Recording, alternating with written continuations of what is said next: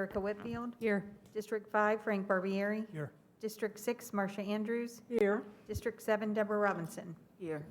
We have quorum with all 7 board members in attendance. In addition to the board members that we have joining us tonight, our Superintendent, Dr. Donald Fenoy, General Counsel Sean Bernard, Inspector General Teresa Michael, and our Board Clerk Carol Bass. Member of the Superintendent's administrative staff may join us periodically as directed by the Superintendent. Viewers and listeners can access the meeting today by either watching on Comcast channels 234 and 235, UVerse channel 99, or by using the YouTube link on our webpage at palmbeachschools.org. In the event that the link is interrupted for technical reasons, please switch over to the TV channels. All board meetings are recorded in their entirety and posted on the district website within 24 hours. We also offer a listening-only option which the public can access by calling 561-357-5900 or toll-free at 1-866-930-7015. The meeting ID is 1-561-880-1124 #. This meeting is being transcribed by a closed captioner, so please speak at a reasonable pace. I'd like to welcome any members, I'd like to welcome any public speakers who are joining us in person today. While your attendance here at the board meeting is appreciated, please be mindful of important safety protocols that the board now has in place to conform with COVID-19 safety guidelines and school board policies. One of those policies governs the wearing of masks on school board property. We recognize that some members of the public are hesitant to attend meetings in this room without assurances that everyone will wear a mask during the meeting. We also recognize that there are others who would prefer not to wear a mask. To that end, the board has made arrangements for those persons who want to attend without wearing a mask to join us from an adjacent room in this building and attend virtually. Consequently, if you want to attend the meeting here in this boardroom, you must wear your mask covering both your nose and mouth while you are here in this room. I have asked school police to remind anyone observed not wearing the mask covering both their nose and mouth to comply with the requirements, and have directed school police without further direction by me as chairman to escort anyone failing to follow that request from the boardroom. Thank you for your cooperation. The School Board of Palm Beach County supports the peaceful assembly of persons to express themselves regarding matters concerning district students, employees, and the community. However, if such peaceful assembly results in a disturbance, those persons may be subject to arrest or other lawful action. So please be respectful of all persons who are present on school board property. In an effort to keep all participants and district employees safe, everyone must obey all lawful orders issued by law enforcement, which may include remaining or moving to a specific area or location, lowering voices for safety reasons, or other safety-related commands. Please sit only in designated seats, do not move any furniture, and do not move about the room unless you are speaking at the podium, exiting to the restroom, or leaving the building.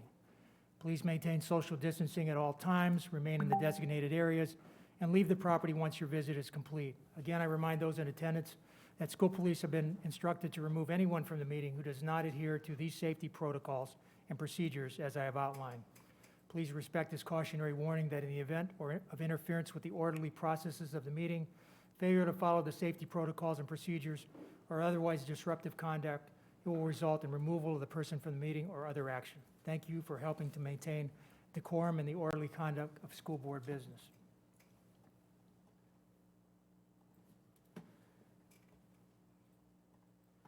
We'll now stand for the Pledge of Allegiance to be led by Superintendent Fenoy.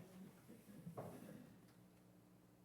pledge allegiance to the flag of the United States of America and to the republic for which it stands, one nation, under God, indivisible, with liberty and justice for all. Thank you, Mr. Superintendent.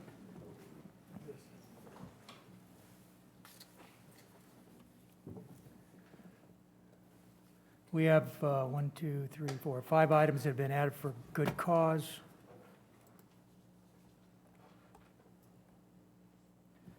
Item B2, advertisement of the FY22 tentative district budget. Good cause exists for adding item B2 to this agenda in order to publish FY22 tentative budget advertisements and tax notices in accordance with Florida Statute 200.065. Next item added is BRD1, Superintendent Search. Good cause exists to add this item to begin the process of expeditiously finding a replacement for the superintendent who tendered his resignation on July 13, 2021. Next item, CI4, agreement with Edgenuity to service K-5 students. Good cause exists to add this item. This contract is to meet the need for growth of elementary students in the virtual elementary program for FY22.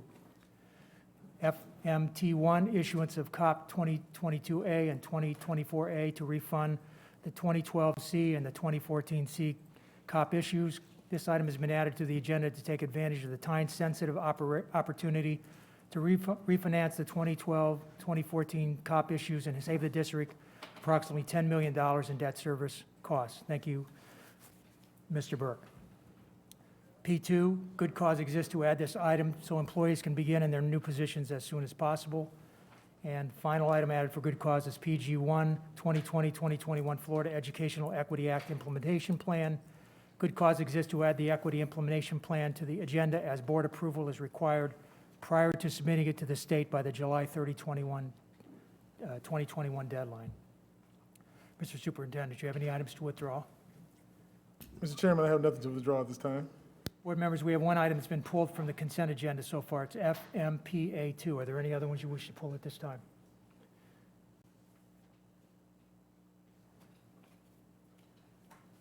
All right, so before we approve the agenda,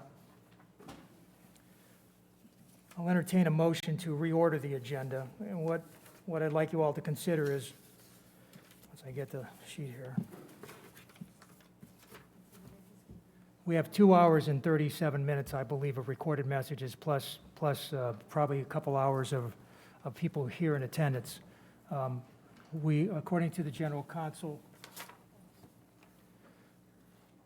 there are 107 recorded messages for this meeting relating to board discussion item BD3. Pursuant to policy 1.03, the board may, by 2/3 vote, suspend the rule requiring the playing of recorded messages, so long as the board also provides that the messages that have not been played are sent to all board members to listen and be posted on the website and made available for the public to listen.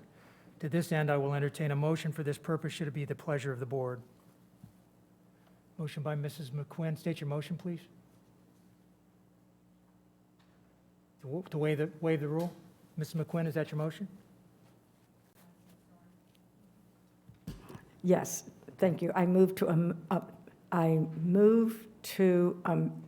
tell me what I'm doing. I know what it is, but Suspend the rule requiring the playing. thank you, recorded suspend the rule. I'm so sorry. I thought I was just, never mind. Okay, got it. I move to suspend the rule. Thank Have a you. second? Second by Mrs. Andrews. Discussion. Seeing no discussion, all in favor? Opposed? Motion carries 7-0. So we will take all of the people that are here this evening, we'll take them in the normal order where they would appear on the agenda for agenda speakers. So with that change, we need a motion to approve the agenda. Motion by Mrs. Whitfield, second by Mrs. Andrews. Any discussion? All in favor? Opposed? Motion carries 7-0. Are there any disclosures or abstentions? Seeing none, Mr. Superintendent, you have comments? Yes, sir. Thank you, Mr. Chairman. I'd like to use this opportunity to share a brief overview about preparations underway for the start of the new school year. Tomorrow, July 22nd, marks the conclusion of the district's K-12 Summer Acceleration Academies, which are a critical component for our student academic support plan. The goal of these extensive learning opportunities is to address widened instructional gaps among students who have suffered COVID-related unfinished learning and to close pre-existing achievement gaps. Tomorrow, students will leave the summer acceleration programs more prepared for success in the upcoming school year. This video will give you a look inside of Summer Acceleration Academies.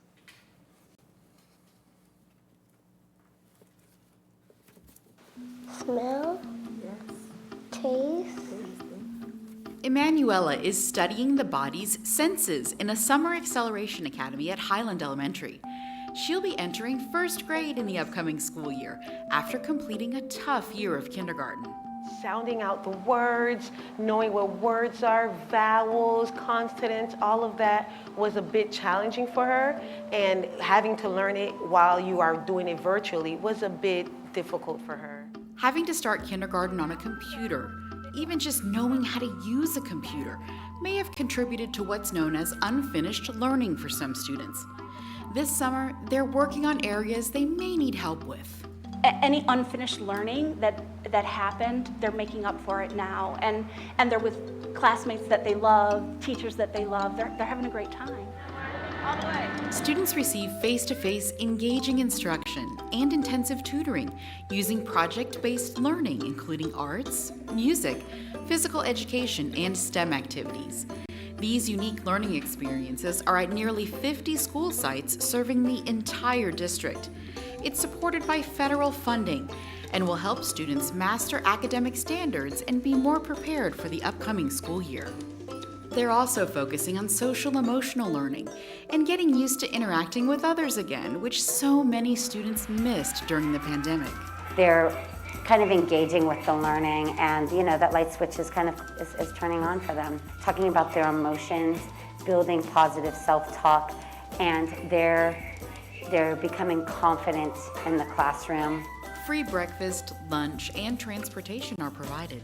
Schools will also have extra academic support available for any student in need in the next school year.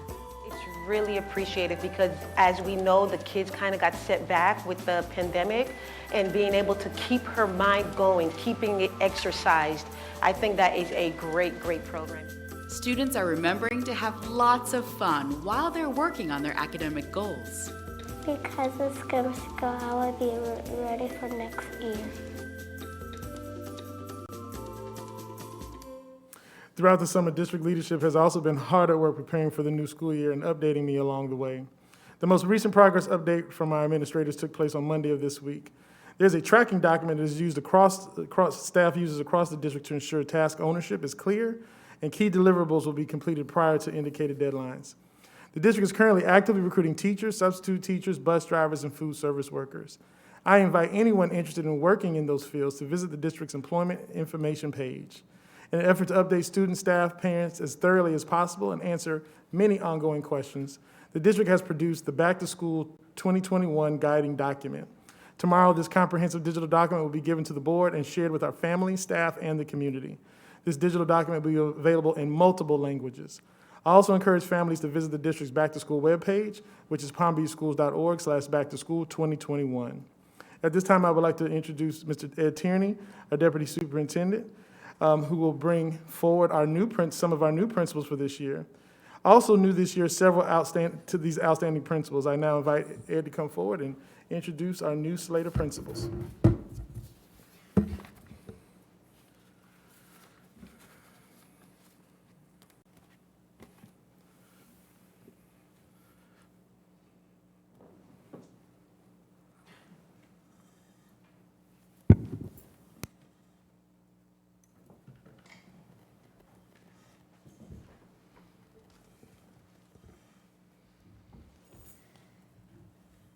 Chairman Barbieri, Vice Chairwoman Mrs. Brill, school board members, Dr. Fenoy, I am very, very pleased this evening to have the opportunity to introduce Palm Beach County School District's newest principals.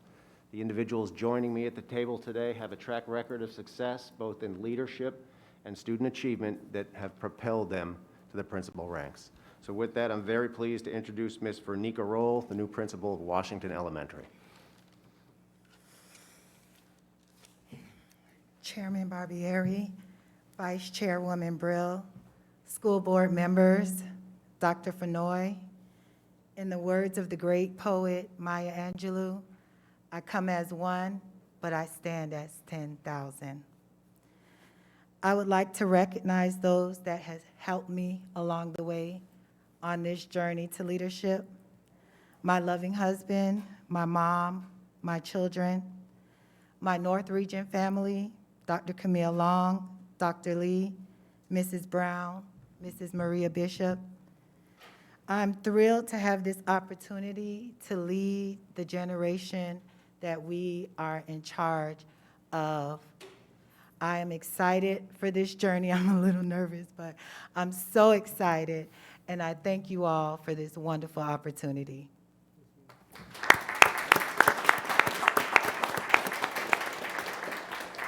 Mr. Corey Freese, new principal of Northmore Elementary. Good evening, Chairman Barbieri, Vice Chairwoman Brill, school board members, and Dr. Fenoy. I want to take this opportunity to recognize my mentors, Ms. Vonda Daniels, Ellie Morales, Dr. Camille Long, and my family for helping mold me into the leader that I am today. I am a byproduct of Palm Beach County Schools, where I attended Cypress Trails Elementary, Crestwood Middle, and Palm Beach Lakes High. I pledge to do my absolute best to provide my students with the world-class education that they deserve. I thank you for this opportunity to lead Northmore Elementary School as we move forward into this next school year. This will definitely be a positive experience that I will always cherish. Thank you.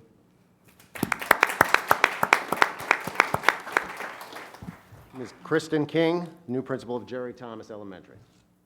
Good evening, Chairman Barbieri, Vice Chairwoman Brill, and our... Ma'am, microphone. Thank you. Go ahead. It is a little nervous. Good evening, Chairman Barbieri, Vice Chairwoman Brill, and our local school board member, Barbara McQuinn, and all the school board members, Dr. Fenoy, and all the staff here. I want to start by introducing myself. My name is Kristin King, and I've proudly served as the assistant principal of Jerry Thomas and look forward to transitioning into the role of school principal. A huge thank you to all of you board members, as your role in supporting schools is so important. I'd like to recognize the North Regional team. Team North is the best, and that's due to the amazing leadership of Dr. Camille Long, Mrs. Maria Bishop, and all the regional superintendents. I would be remiss not to acknowledge the many mentors I've had in my journey as an educator, especially the Isas, Jeff and June, and Miss Pamela Buckman. Each of them have led me to this moment, and their continued mentorship and friendship is immeasurable. In the trend of gratitude, I need to recognize my sons, Sean and Justin, and my husband, Dave. Although I strive for a work-life balance, I've sometimes the dedication to school has led me to be the more tired version for them than they deserve. But they've always handled that with such grace, and I'm so grateful. Last but not least, two very important people, Mom and Dad, and without them, there would be no me. So they've instilled that strong work ethic and that passion to make a difference in what I do. And in case you haven't been to Jerry Thomas, we're quite a unique campus, but we're filled with amazing students and staff.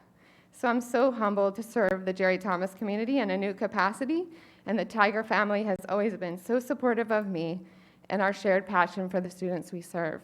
Thank you.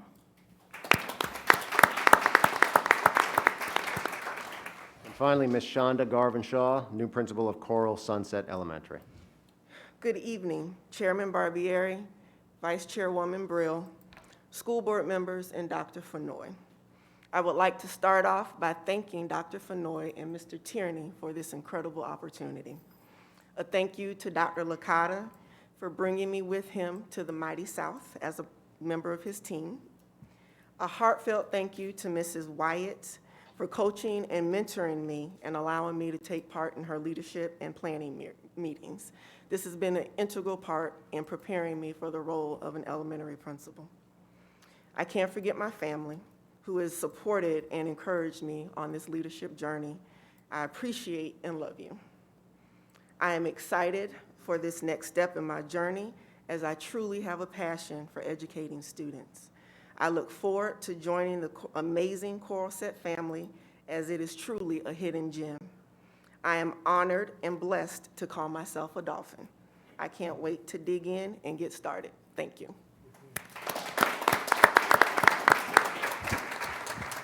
Mr. Chairman, that concludes my comments at this time. Thank you, Mr. Superintendent. Board member comments. Start with Mrs. McQuinn. None. Ms. Ayala. Thank you, Mr. Chairman. Really quickly, I just wanted to take a minute to congratulate two of the schools in District 2 for winning a student video contest under the International Spanish Academy programming.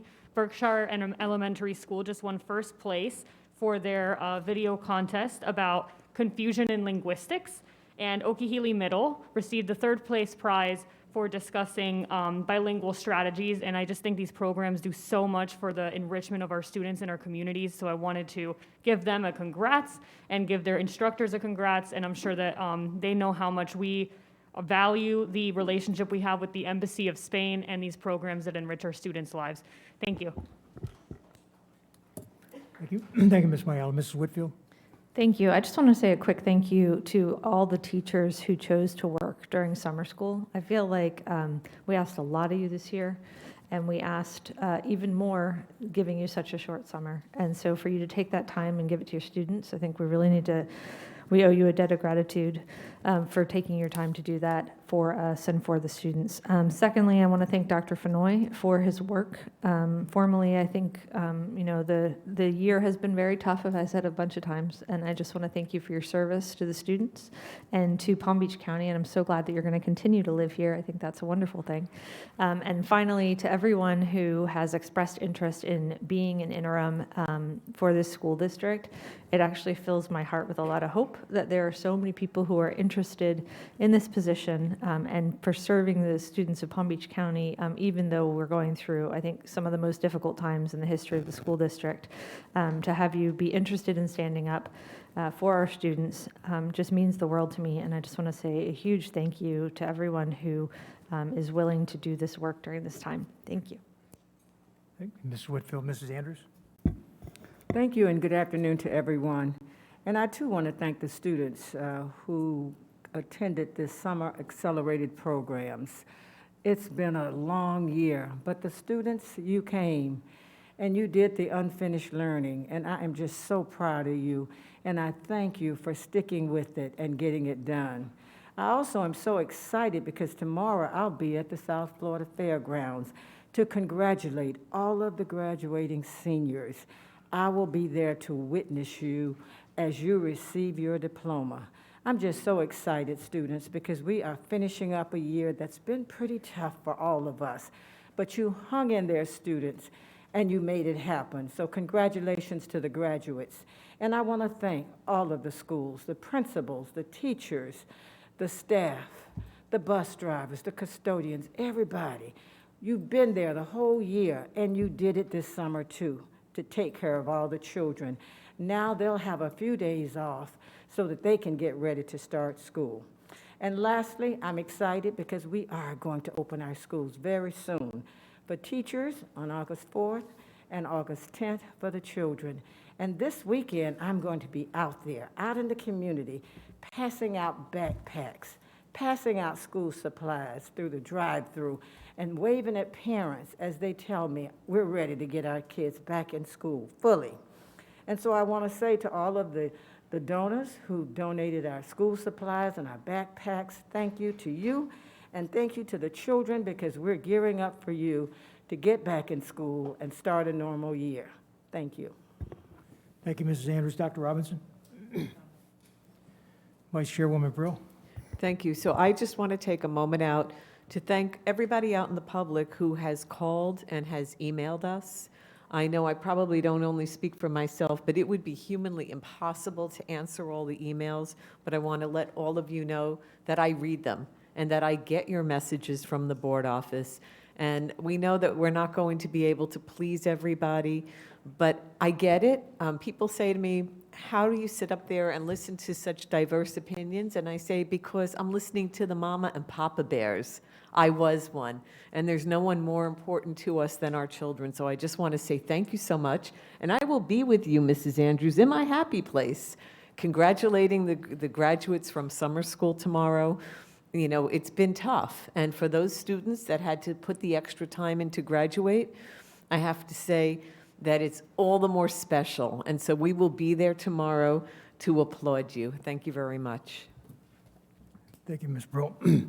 I want to take the opportunity to thank the superintendent and his chief operating officer, Ms. Paul. There was an inquiry from the press as to the construction of both Verde K-12 and Addison Meisner as to whether or not they came in on budget. And I was advised that both schools were under board approved, or were constructed under board approved budgets and within state DOE cost per student station requirements. The Verde project returned about $900,000 after reconciliation. And while construction is just completing at Addison Meisner, it is expected that there will be a return a portion of the Addison Meisner budget as well. So thank you, Mr. Superintendent and Chief Operating Officer Wanda Paul, for getting those two schools in my district built under budget and doing a great job in getting them done on time. I also want to thank board members. My chairman's report's there, but one thing I want to point out is I had the opportunity, of course, to meet with the HR, Dr. LaCava and Mr. Mitchell, as well as Mrs. Bernard and Mr. Littlejohn on Monday to organize all the materials. They had organized all the materials that you all asked for last week and went over with me on Monday. So I want to thank them for putting all that information together for us. So we had it today for our board meeting. Academic Advisory Committee, there's no one here for that. Construction Oversight Review Committee, there's an attached report from Cork. We have no reports from the District Diversity and Equity Committee. We do? Pardon me? Share. Is Charmaine Postal here? Okay. General Counsel, do you have anything to report? Nothing to report this week. Inspector General Michael?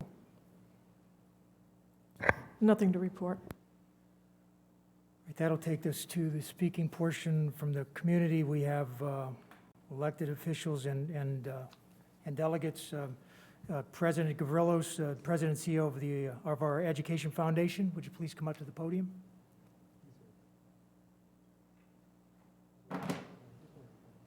Can't see you around the corner back there. I was looking for my clock here.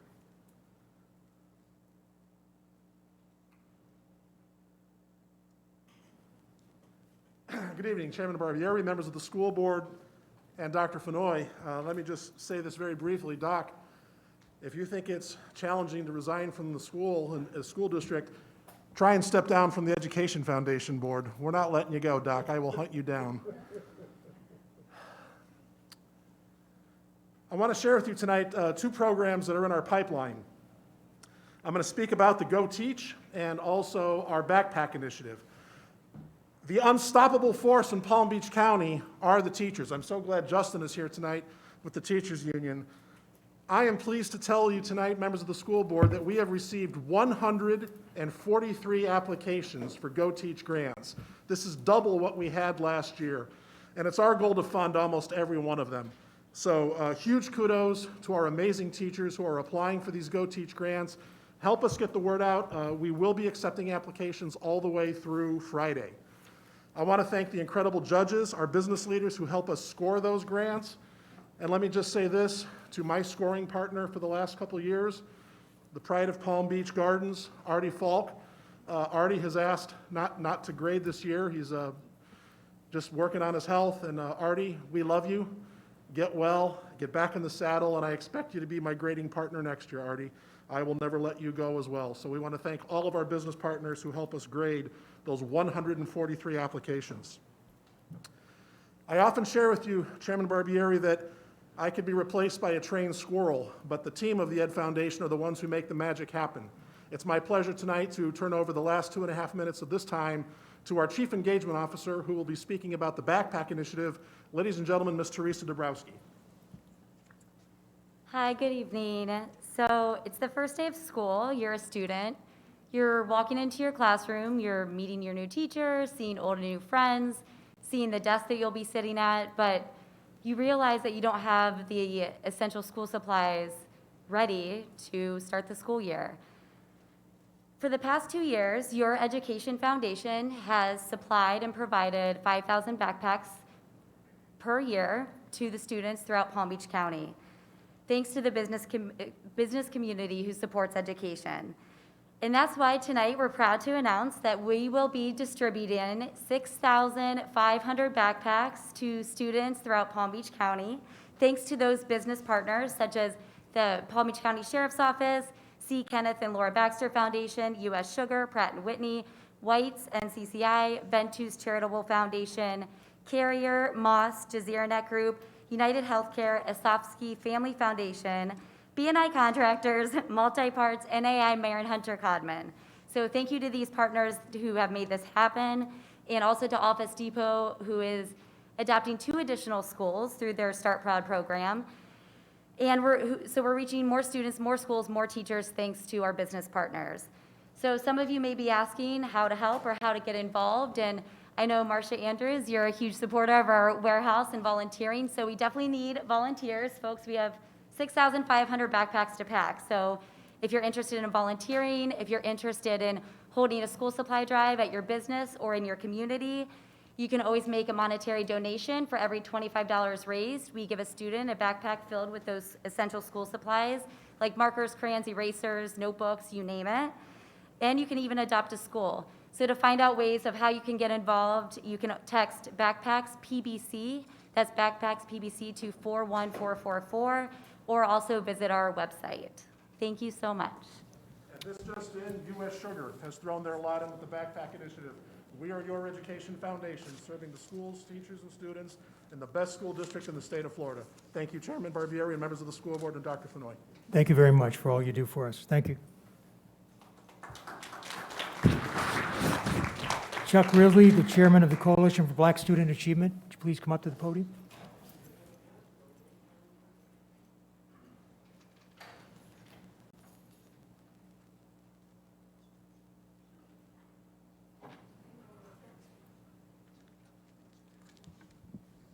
Good evening, Superintendent, Board Chair, School Board.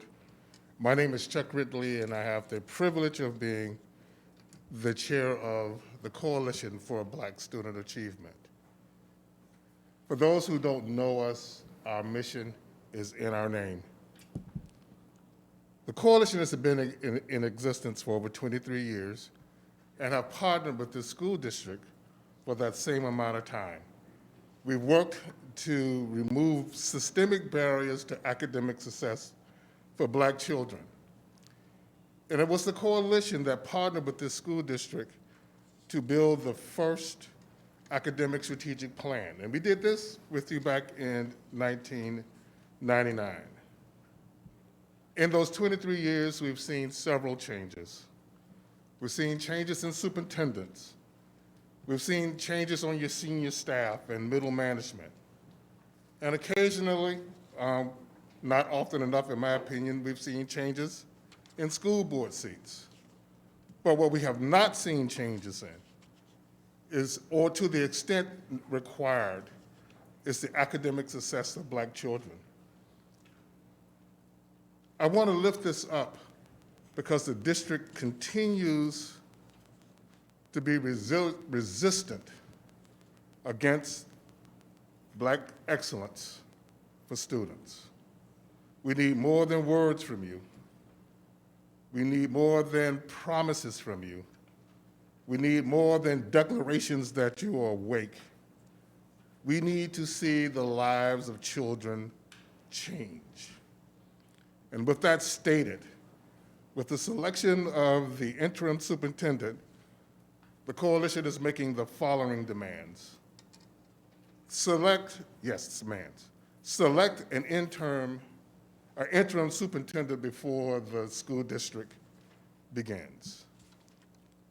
The interim needs to be someone that has a track record of focusing on children, particularly Black children, and will take care of the needs of those children. And finally, the next superintendent, when you get there, should also have someone with a proven track record of leading this kind of work. We have COVID on the outskirts. It is coming back. We have lots to work on. We have Jim Crow segregation that is still a legacy that lives. And we need you to work diligently to make this happen. Now, Superintendent Fenoy, you know I would love to do the Rattler chant right here. You will be accused, a lot will be said about you, some good, some bad. That's just the way that is. But I want you to go into this world and make your mark.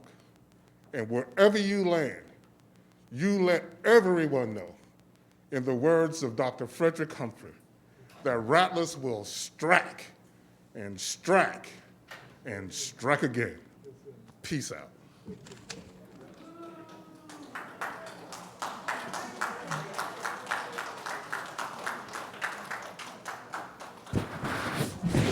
The other two speakers we have are Dr. Carlos Diaz, the acting chair of the Hispanic Education Coalition, and Laura Feldman, president of the Palm Beach County PTA, PTSA, and they are recorded. Would IT please play those two recordings? Good afternoon, Superintendent Fenoy and members of the board.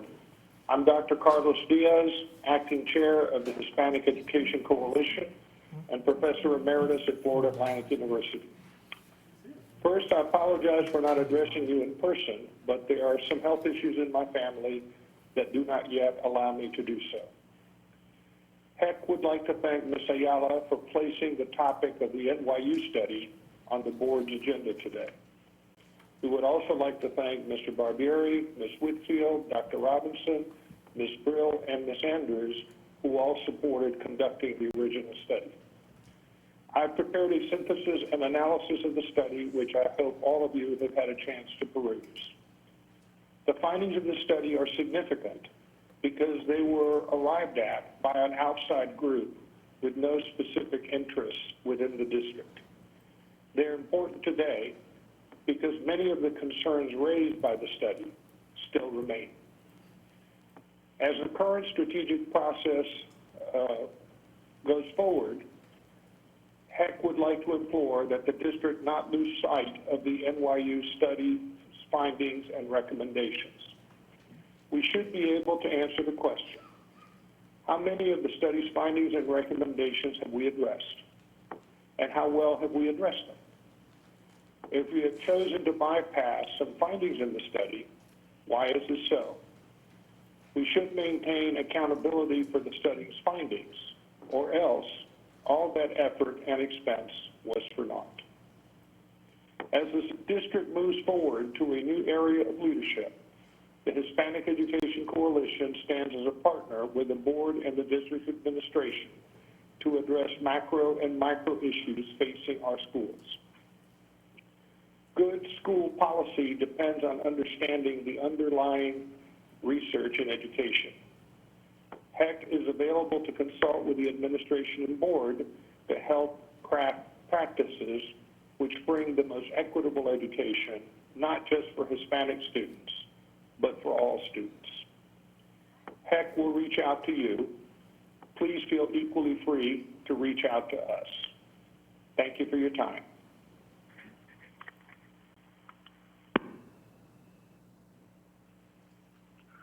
Good evening, Chairman Barbieri, school board members, Dr. Fenoy, and staff.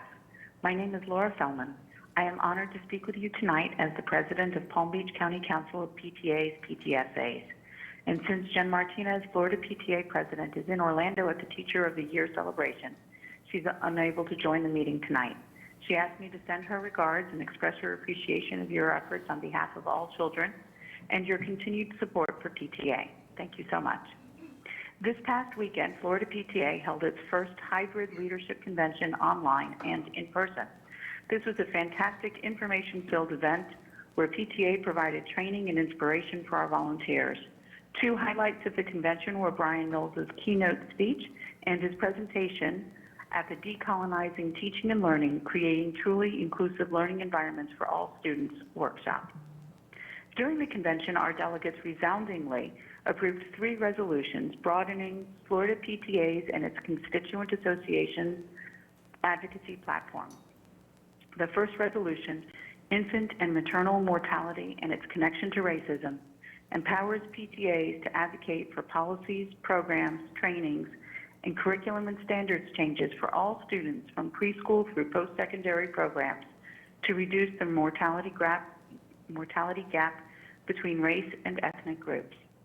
The second resolution, the School to Prison Pipeline, empowers PTAs to advocate for effective research-based programs and policies to reduce and eliminate the pipeline and to strengthen the relationships between students, school and district personnel, families, and communities that will support student successes and equitable access to education and career opportunities.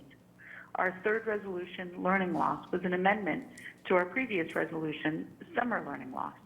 These changes were made to take into account learning loss for other reasons, such as difficulties through the pandemic, than just the summer timeframe. Palm Beach County Council of PTAs, PTSAs looks forward to continue our partnership with the school board and schools and advocating on these issues. Palm Beach County Council is also getting ready for the new school year. On August 3rd, we will hold a virtual meeting for local unit presidents, and we will hold an in-person training and meeting for all local unit board members on August 23rd.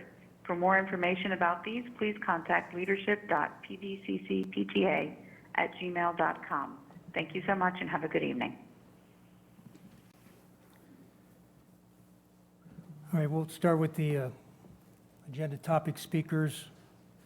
We have 43, approximately 2 hours of listening to you all, so we appreciate the fact that you came here tonight, but please watch the clock so we can get through this. We have a full agenda after you're done speaking this evening. So I'll call you 3 at a time. If you'd come up to the podium, in whatever order you get there, just state your name for the record, and again, watch the clock, please. I'll start with Jane Swanko, Dr. David Simori, and Karen Moran.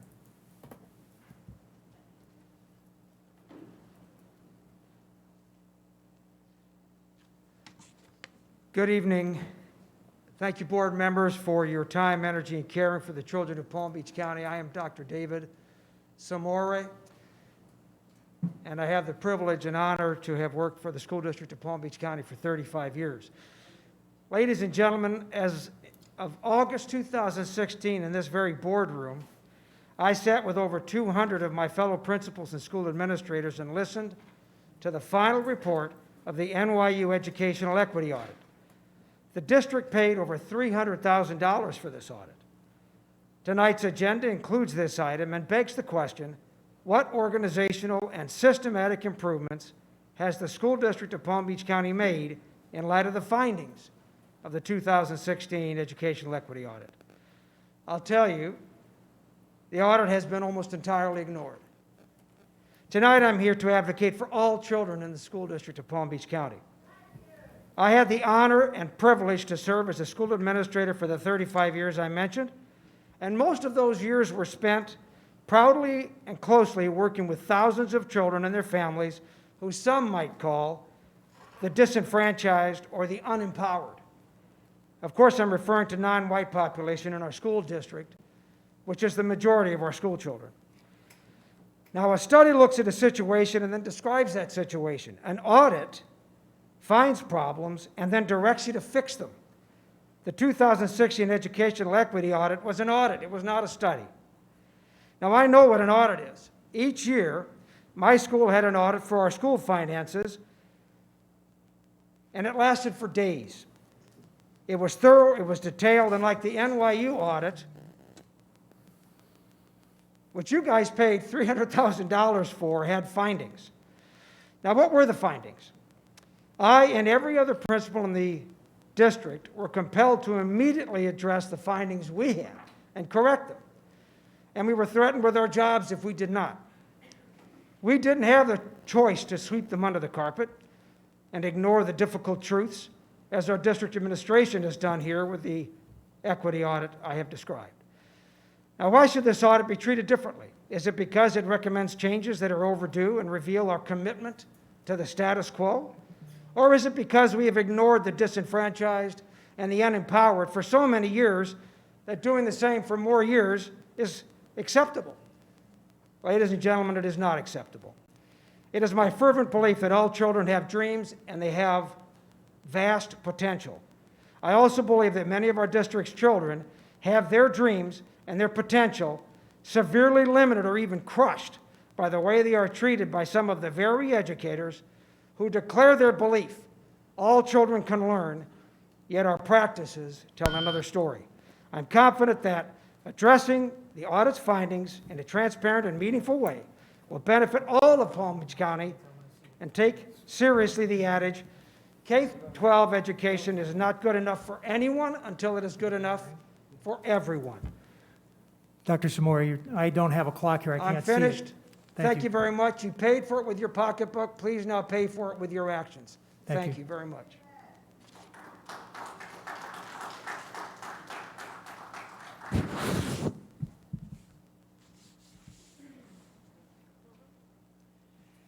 Good evening. My name is Jane Swanko, and I'm with the Atlantic High School football program. I'm a volunteer there specifically to the Atlantic football team. I have been asked by Mrs. Ocampo to be on the transitioning team with her and head coach TJ to make sure that our seniors graduate and go to college. I am here on behalf of her because I am absolutely astonished that you did not reinstate her contract. I have worked with her for 5 years, and at no time did I ever hear any kind of a racist remark. What upsets me more than anything is that based on my work, I'm a volunteer. I'm there probably 10 to 20 hours a week, helping these young men to get to college. And I'm proud to tell you this year, out of 27 graduated seniors, 17 earned football scholarships, 4 of them academic scholarships with it. All of them went to college. 63% are first-generation students, and you all let her go. In addition to that, Delray Beach contributes $300,000 to this program. They support what goes on at this school. I support everything about it. And these young men who wanted to be here can't because they're in college. They're doing what the NAACP says we need to do for our kids. They need to graduate, they need to go to college, and become a part of society and feel wanted and loved. And that is our main goal at this program. I am most disturbed by a letter that I received by a David Wiggins, and I sent all of you a copy of that with my full disclosure on everything. I phoned all of you yesterday. I spoke to Ms. Whitfield. She was kind enough to call, but she said you all did an investigation of which Mrs. Ocampo knows nothing about. I'm looking at this letter. My background is in investigative reporting, and it didn't look right to me, so I investigated this letter. And I see that David Wiggins, I asked around in the community. Nobody knows Mr. Wiggins. If you go to Atlantic High School, they know who I am. In addition to what I'm telling you on the football team, also know it is the only program in the United States of America that boasts the numbers that we have with 100% graduation, attendance at college, and they won the championship. Also at this school, Mrs. Ocampo has graduated 97% of her students in a COVID year where she had to make wellness calls and get those kids to graduate. She is #1 in Palm Beach County at this size school, and you don't reinstate her contract. This makes no sense to me. Mr. Wiggins sends you a letter. You don't investigate this. These are lies that are in this letter. And you unilaterally made a decision without talking to the community in Delray Beach about what is going on at that school. You met with people that don't even participate at Atlantic High School. Why didn't anybody call me or the many others who are supporting this in the $300,000 that they support with this program? Our summer program alone, $71,000. And I urge you to reconsider. Please reconsider what you have done with Mrs. Ocampo. Thank you, Ms. Swanko.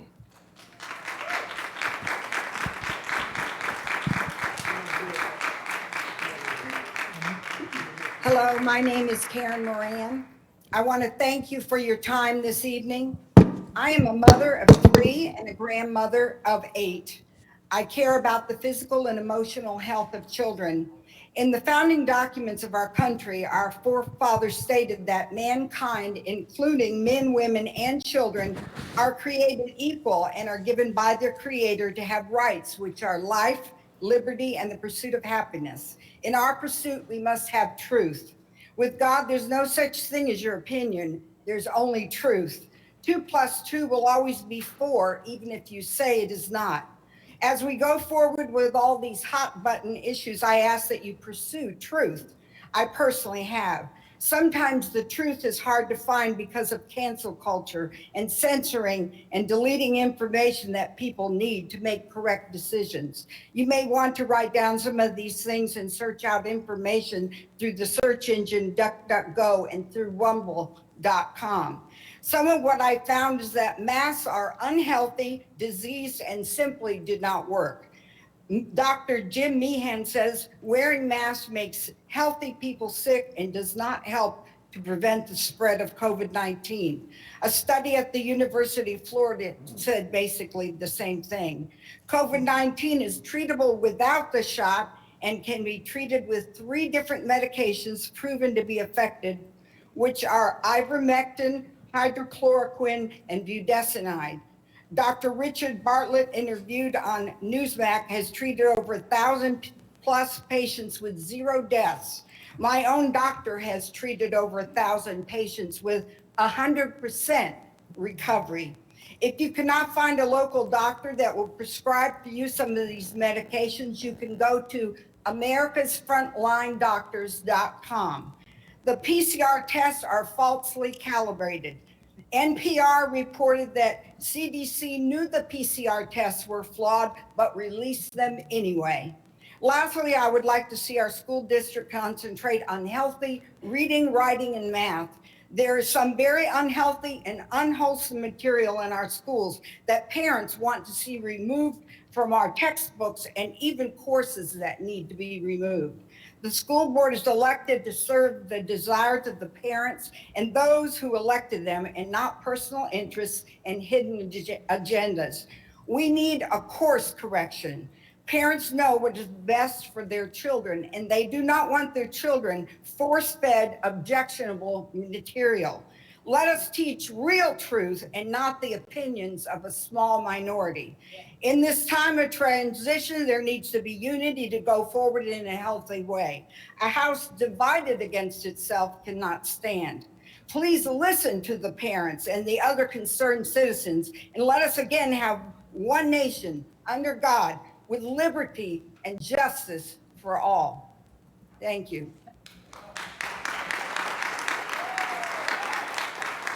Amanda Lipke, Jennifer Showalter, and Kara Holt.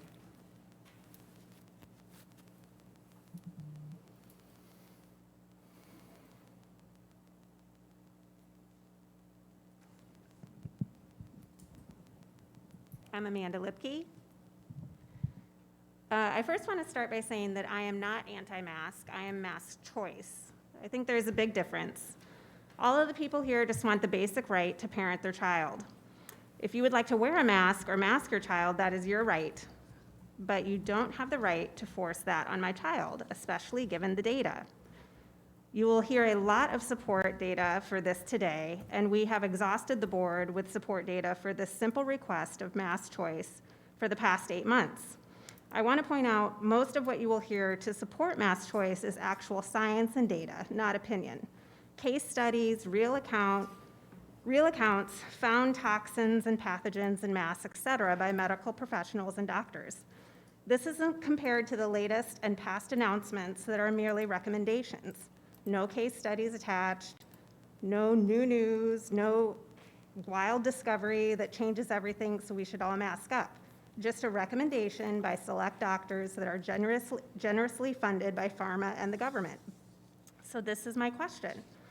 If we have additional cases, not deaths, and by the way, Florida does not test for the Delta variant, so we do not have those numbers, and we mask the children because they are not yet vaccinated, then I ask this mainly to Dr. Robinson, when are they allowed to take the masks off? When the numbers go down? Well, the numbers went down in the summer and you didn't take the masks off. Summer school, camps, and graduations still had masks. When they are vaccinated, does this mean you will force vaccinations when available? Will you quarantine? Segregation? We all know that will not go over well. Are we going to turn into France? Not allowed at the grocery store to get food until vaccinated? Or Australia, lockdown because cases go up and they have 3 new COVID deaths, all people over the age of 75. Am I the only one, excuse me, who thinks this sounds completely upside down? Forcing vaccination for a virus, you have to take a test to know if you even have it, and you have a 99% recovery rate. I am not anti-vax, but I do think it should be a choice, especially for children who are not at risk.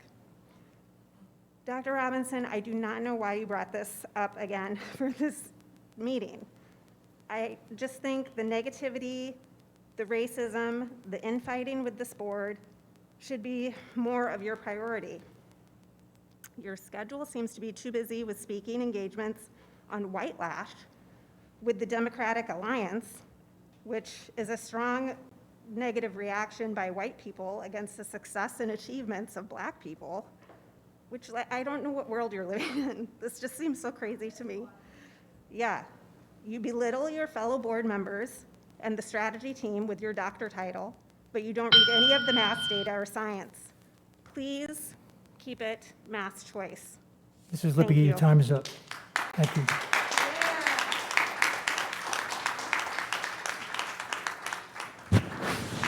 After Jennifer Showalter and Kara Holt, the next 3 will be Cindy Falco, Greg Coleman-Deli, and Lisa Silva. Good evening.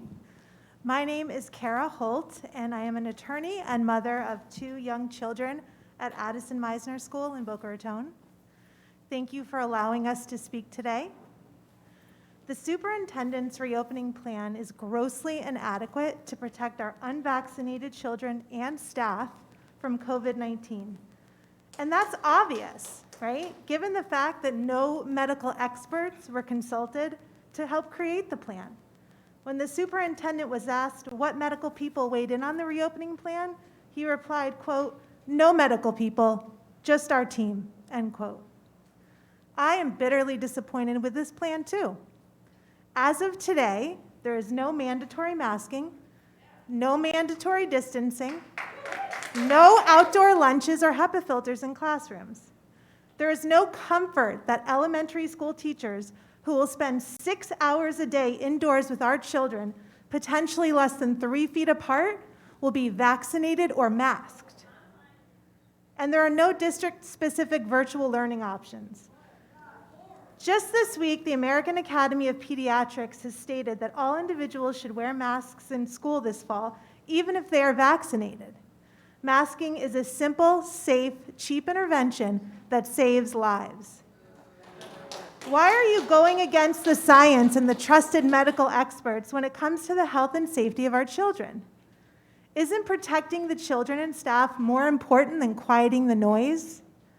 Dr. Fenoy, your May 13th email suspending the mask mandate stated, "It is important to note that if health conditions deteriorate and this decision is no longer viable, I reserve the authority to change course." You went on to say that you cannot overstate that the health and safety of our students and staff is your top priority and will always guide your decision-making. Well, health conditions have deteriorated, very much so in fact, due in large part to the highly contagious Delta variant. Our positivity rate is over 11%. Cases have nearly doubled in Florida over the past week, and there's a 436% increase since last month. And Florida is now powering the rise in infections nationwide, with 20% of cases coming from Florida. You must change course. If you meant what you said in that email, and the health and safety of your students and staff is your top priority and will always guide your decision-making, the reopening plan would contain multiple safety measures. Experts recommend multiple safety measures because no one safety measure is perfect, and no one safety measure alone can stop the spread. This is basic risk management. Thank you.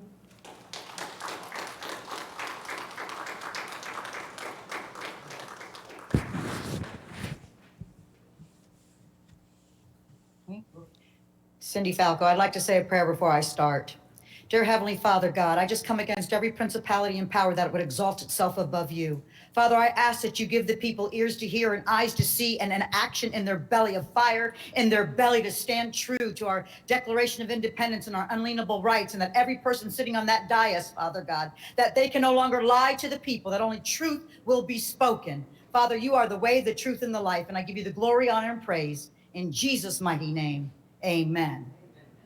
So, many countries look to the United States because of our Bill of Rights, our Declaration of Independence, and our unalienable rights, which gives us our individual freedoms, people. Like many Americans, citizens of Australia, Canada, France, England, and other countries are rebelling against further lockdowns and forced inoculations, especially for their children. Americans are not the only ones being told what to do by government agencies who think they know what's best for us. This is just not American. No one wants to be sick, but our government wants us to be putting our faith into an experimental biochemical weapon that they call a vaccine.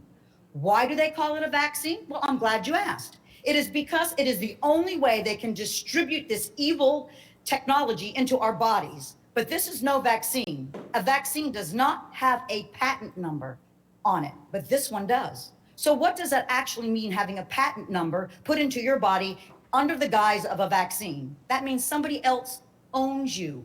You put their part in your body and you volunteered it. Let's look at what's actually in the vaccine, a so-called vaccine. A study was done. Yes, a study was done. And here are the ingredients. And I encourage you to please look these up for yourselves. Just don't take my word. Latex, aluminum, aborted fetal cells, formaldehyde, mercury, polysorbate, 80 and 20. And I highly encourage you to please do your due diligence. You can go to learntherisk.org. Again, go to DuckDuckGo, as you heard before, because Google will not bring it up. So go to learntherisk.org. So what do we know? Here are some facts that recently just came out.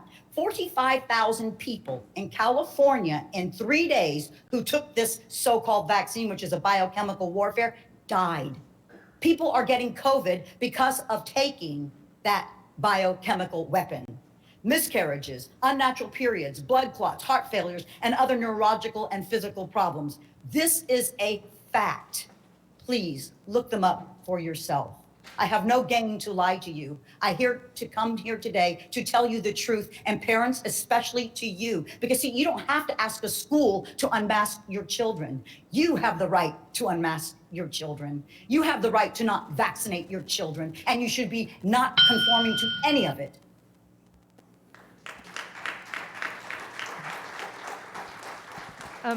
Before I begin, I'm going to give you a copy of my speech along with the latest VAERS report and also a copy of the lawsuit against the Department of Health and Human Services. And there's also the flow chart that has the citizens, students, and parents of Palm Beach County at the top of your organizational chart.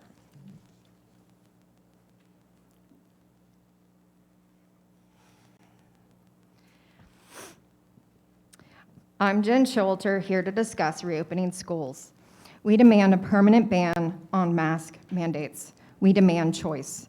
We presented thousands of scientific references on the evidentiary science that proves that masks don't prevent the spread of COVID, but actually do short and long-term damage. Also about the Florida Judicial declaring you can't reinstate mask mandates. The University of Florida's mask research findings. We also pointed out your hypocrisy of not wearing masks at the FSBA conference. I asked you in May to provide me your data on mask effectiveness and safety. I'm still waiting. There's no need for them. A recent study showed on 900,000 North Carolina students, only 23 cases of COVID.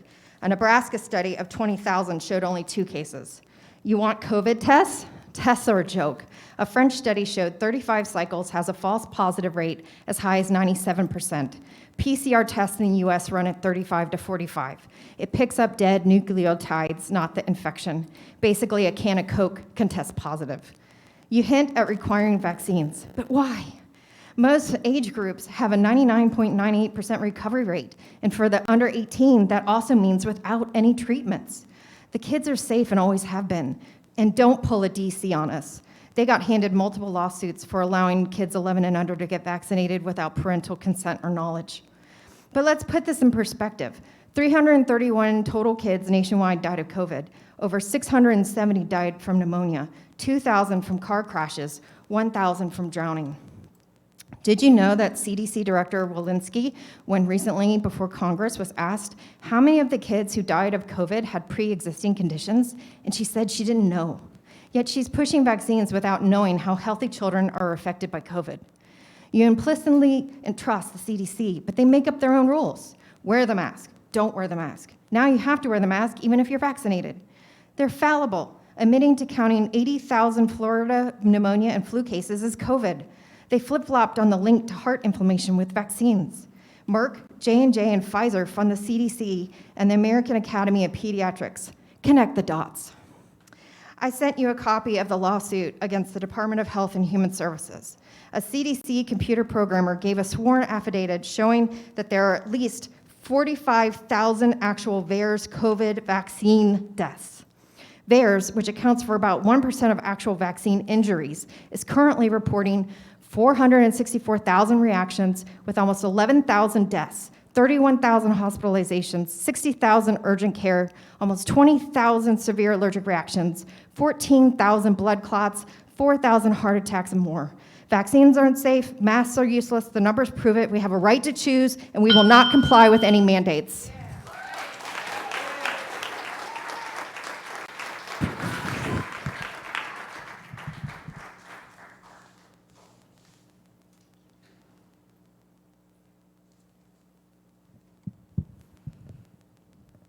Good evening, board members.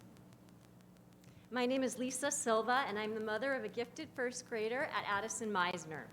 I'm here in front of you today to thank you for your efforts to try and make... Is that better? Yes, thank you. Okay, thank you.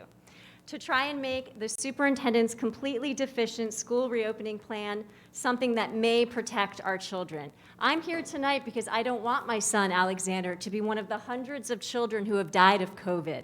I'm here to protect him like all good parents would want for their children. I know many of you are the parents or grandparents of young, unvaccinated children who have not yet had the opportunity to be vaccinated. When vaccinations are available, hopefully late fall, my son will be one who receives one. He is high risk, he has a birth defect, and I'm going to make sure he gets vaccinated. That is a personal choice. But until then, sending our children unmasked, unprotected, unvaccinated to school, sitting next to other unmasked children, is not fair, is not right. That's not protection. The CDC and this week, the American Academy of Pediatrics made clear that unvaccinated children should wear masks in school. You need to follow the experts. You need to follow the doctors, the epidemiologists. Don't follow the loud voices of uneducated people. Do what's right and follow Ladies and science gentlemen, and experts. you will act civilly or I'll have the room cleared. No more. Continue, ma'am. What's happening in Florida today, these are not my words. These are the recent headlines just from the past several days. Tampa Bay Times reported on Monday, Florida now leads the nation in coronavirus cases with its biggest spike since last summer. Miami Herald on Monday, rapid rise in COVID patients leads Florida hospitals to limit visitors, prepare for worst. In a news article, and this one's my favorite, from yesterday's Washington Post, the reporter observed that the studies trying to debunk masks have been shown, quote, to be completely flawed. In fact, a study that claimed masks could harm children by forcing them to breathe carbon dioxide was retracted by its authors 4 days ago. Why? Because it was inherently flawed and the scientific methodology was completely lacking. These are the studies that these people have been relying upon that their own authors acknowledge are lacking in science. This is my favorite article because it shows why it's so important for all children to wear masks. In yesterday's Palm Beach Post and the Florida Today newspaper, an article was reported that 11 students tested positive for COVID-19 at Vieira Elementary summer camp, and an unknown number, could be potentially up to 100, are quarantined after masks were made optional. The parent of one sickened student, Mr. Hosey, said the situation worries him because his own son always wore a mask. Time is up, ma'am. Thank you for your time. Thank you for your efforts. The next three speakers after Mr. Comandelli is Megan Bell, Dr. Melissa Kivitz-Cantro, I'm sorry, mispronounced that, Canzaro, and Emily Bailoff.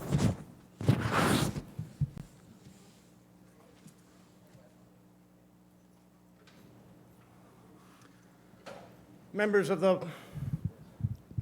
the Palm Beach County School Board, Dr. Fenoy, thank you for letting me be here. My name is Greg Chumley. I'm a parent of a 5th grader and an 8th grader in the Palm Beach County School District. I was educated as an engineer and at times performed statistical research in my job. Thus, while I'm familiar with the scientific method and statistical analysis, I am not an infectious disease expert. I am, however, passionate about children and education and had even participated in the Palm Beach School District adoption review boards for both math science and language arts. Now, this may sound melodramatic, but our country's government was designed to secure its citizens' inalienable rights of life, liberty, and the pursuit of happiness. We must never forget this as we implement rules, regulations, and laws from the local to the federal levels.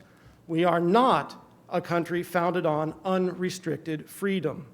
For if we were, we'd live in anarchy with people free to do anything they desire without any regard for the consequences to others. Instead, our society has rules designed to protect the lives, liberties, and pursuits of happiness of all our citizens, sometimes at the cost of individual convenience or preference. We especially do this to protect our children. We don't permit child labor, even though it might be profitable to some businesses. We don't allow smoking in our classrooms, even though some individuals would enjoy it. We limit traffic speed past our schools, even though it inconveniences drivers, and we now lock our schools, even though it delays parents dropping off forgotten luncheons. We enforce these rules to protect our children, even when a vocal crowd doesn't agree with them. We know that COVID-19 presents serious health risks to people of all ages. We know that it is highly contagious in enclosed areas. We know that the combination of masks, distancing, and vaccinations dramatically reduces its transmission. After the past 18 months, there is no respectable scientific or statistical doubt about these statements. I understand that masks can be uncomfortable and that people, especially kids, don't enjoy wearing them, but so are seatbelts and car seats, yet we require our children to buckle up. We do this because our children are precious, and it is our responsibility to protect their rights to life, liberty, and the pursuit of happiness. We cannot yet vaccinate children younger than 12 against COVID-19. Thus, it is irresponsible, reprehensible, and possibly criminal not to require masks and social distancing in classrooms until those kids can be protected by a vaccine. There is no question that our children's health and lives are more important than minor discomfort. The Palm Beach County School District is obligated to provide our children with a safe and healthy learning environment. The district will fail that obligation if it allows unvaccinated students to attend class without wearing masks.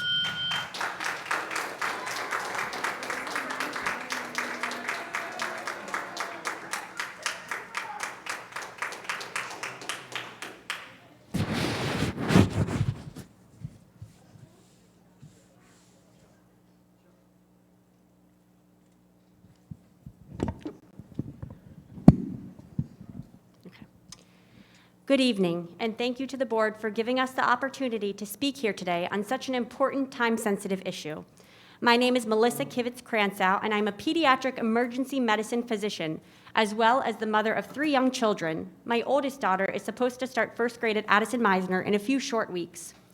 It is no secret that cases of COVID in Florida are rapidly increasing, largely thanks to the Delta variant, which is 200% more transmissible. Palm Beach County's positivity rate is now at 12% and rapidly rising. Things are getting worse. More people are getting sick. More kids are getting sick. I can assure you firsthand, I am seeing more and more sick children with COVID and more children with positive COVID exposures. And I can also assure you, kids can get seriously ill with COVID or have long-term complications. If your child got sick, I would take care of them and use everything I possibly could in my medical arsenal to get them back to health. Why? Because I took an oath as a physician to help people. Similarly, in your jobs, you have promised to provide a safe environment for all of our children and to use everything in your arsenal to keep them safe. This reopening plan does not align with a safe environment. The American Academy of Pediatrics stated as of this week, they unequivocally advocate for universal masking of all students, teachers, and staff in all schools, regardless of vaccination status. And let me be clear, I support in-person learning for children. I know there are many children, including my own daughter, who for various reasons struggle with virtual learning. But how can we be expected to send our children back to in-person school when there is a blatant disregard for their health and for the recommendations put forth by health organizations? In this day and age of misinformation, there are loud voices expressing their opinions everywhere, and sometimes these voices can cause damage, even if they're not grounded in science. Just recently, there was an unfortunate article published in a medical journal using completely flawed science and stated that masking caused toxic levels of carbon dioxide in children. It was retracted shortly thereafter because of completely flawed methods, data, and conclusions. But with social media now being a primary source of information sharing, there is a platform for anyone to make any claim, whether it's true or not, and people may become confused. However, if you listen to the health experts, the physicians, the trusted medical organizations, it offers clarity. The science is clear. The evidence is clear. Universal masking is effective and safe. What is not clear is why Palm Beach County District is going against the science and recommendations by the CDC and American Academy of Pediatrics when it comes to the health and safety of our children. Presenting masking as a personal choice discredits and undermines decades of work done by scientists and public health experts. It undermines your work that you do every day in making decisions to keep our children safe. Please, we worked so hard to keep our children safe. Let's continue to do so.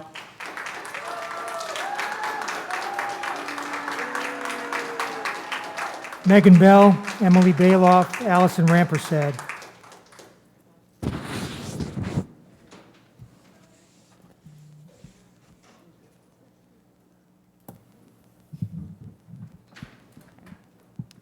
Good evening. Thank you for allowing us to speak to you on such an important topic as masking tonight. My name is Emily Bailoff. I am the mother of twin 8-year-old girls who are returning to in-person instruction after 16 months. In light of the highly contagious Delta variant and the reports of a 500% increase in positive case numbers in Florida, I called their school and asked what mitigation measures are going to be taken to help prevent our kids from getting a COVID infection. The response, the only thing you can do as a parent is make sure your kids wear their masks. Our hands are tied by the school board's decision to make masks optional as directed by the Florida Department of Education. It doesn't matter that elementary school children like mine are not yet eligible to be vaccinated. Forget the reports from chief medical officers working in hospitals around the country who have been clear in stating that 99% of COVID ICU admissions are unvaccinated and younger, and that Florida's case numbers have doubled over each of the last 2 weeks, now accounting for 1 in 5 COVID cases reported in the United States. There are no plans to create mask-only classrooms or to have outdoor lunches, zero reassurance that my daughter's elementary school teachers, potentially standing less than 3 feet away from our children, roughly for 8 hours each day in poorly ventilated classrooms filled to capacity, will be vaccinated or masked, and there will be no district-specific virtual learning options. All of this while the American Academy of Pediatrics and CDC are clear in recommending universal masking in schools despite vaccination status. You've said repeatedly that the safety of our children is paramount. Respectfully, I'm finding that hard to believe because to me it seems that the threat of reduced state funding, political pressure, and quieting the noise supersedes preserving the health and well-being of our children. Let me be clear, by refusing to mandate all available mitigation measures, you're essentially telling our children, especially those with pre-existing medical conditions, that they are required to get on a boat in the middle of a dangerous storm without providing them with a life jacket. You're enabling the selfish, reckless individuals in our community at the expense of the safety of our children and community at large, while ignoring the rest of us, also constituents, and all of whom have the right for our children to receive a safe, free, and appropriate public school education. It is well past time to stand up to the threats from the governor and from the people making loud noise in this room and reinstate mask mandates in our schools. Our children need you to be proactive and unwavering with this decision, because after almost 2 years of children sacrificing everything that was once part of a normal childhood, Your time is up. they deserve nothing less than for the grown-ups in charge to ignore the noise and prioritize them. Your time is up. Thank you.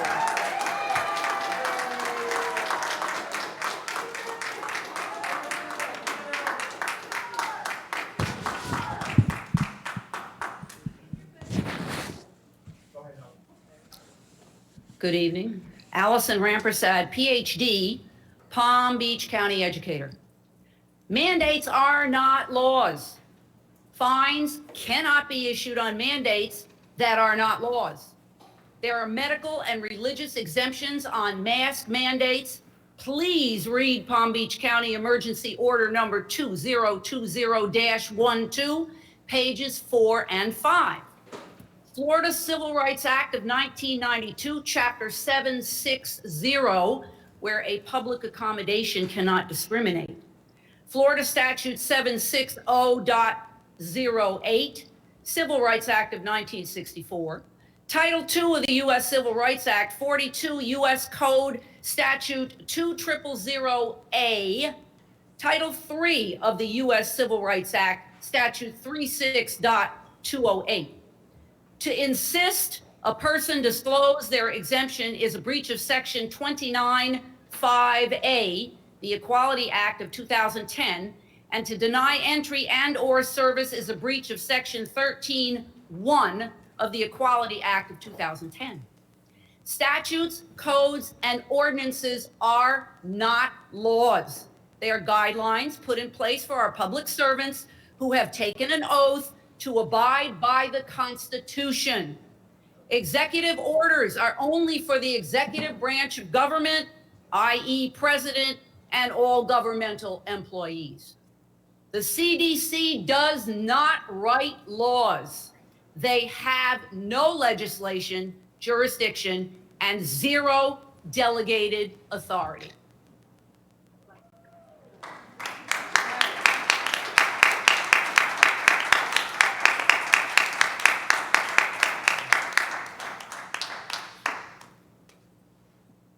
Emily Bailoff, Amber Costa, Ruby Costa, and Baron Costa.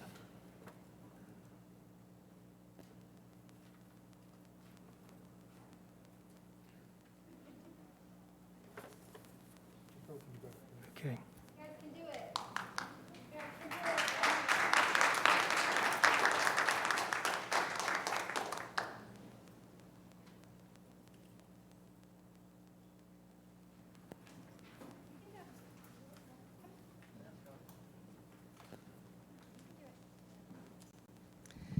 Good evening. My name is Amber Costa. I have 2 children in Palm Beach County Schools. Masks don't work, so me pulling this up over my nose is ridiculous. I have always had a sense of curiosity for the truth, which was turbocharged by this pandemic and its effects on society. The mere question of anything not fitting a particular narrative is not allowed. Well, that made me want to dig harder.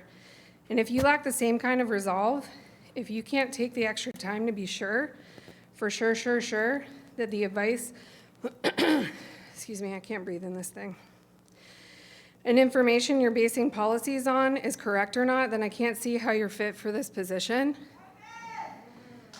And how can we rely on you to choose a superintendent that will do what's best for all the kids of every color, race, and religion? Do you have lawyers advising you that your liability is in the spread of COVID? If so, they should be fired, because the liability is in the damage that's being done to our children by treating them like dirty prisoners. You represent the people, and the people are telling you they don't like their children being used as political pawns. They are the safest population in regards to COVID, which has become the greatest humanitarian crisis known to man, not because of the actual virus, but because of how our representatives have responded to it. And the brainwashed people stuck to the boob tube. Show me one study, one, that supports your sneaky methods of bypassing our governor and state legislators' laws that suspended and rescinded COVID emergency orders by making masks part of your permanent policy. How many times do you have to be told that emergency use authorization requires consent? I know you're saying you're going to give us a choice this coming year, but I actually don't trust you. I'm not sure what kind of law is being broken here, but believe me, I will find out. And in the meantime, my children will not be attending your radical liberal indoctrination institutions where you can't help yourselves but still try to sneak divisive critical race theories through the administration and deploy gender identity politics into the classrooms, driving good-natured teachers away because they can't bear to be a part of the destruction of our basic fundamentals. You are my representative, and I say no more. So I'm going to need you to start representing and put an end to these charades. Ideology is for families to discuss at home. Reading, writing, math, history, science, and not this pseudo garbage you're getting from MSNBC is what is to be taught in schools. So I want to thank you for showing us exactly who you are and what you're up to so we can protect our children.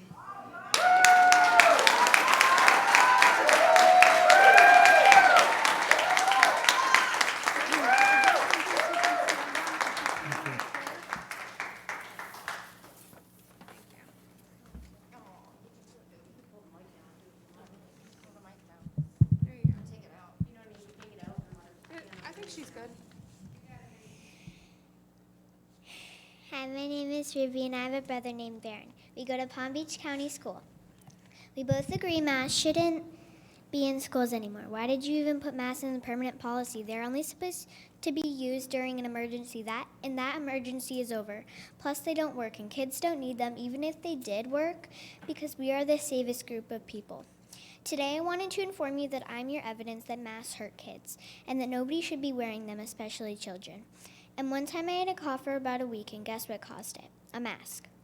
You are hurting us, and you don't even know it, or do you?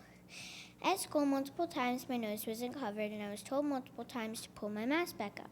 In my mind, I really didn't want to, but knew I had to. And on pajama day, we were playing a game at recess, and I was tapping people to be on my team. And my teacher told me to sit out for a few minutes because I was tapping people. Did I give anyone COVID because I was tapping them? No.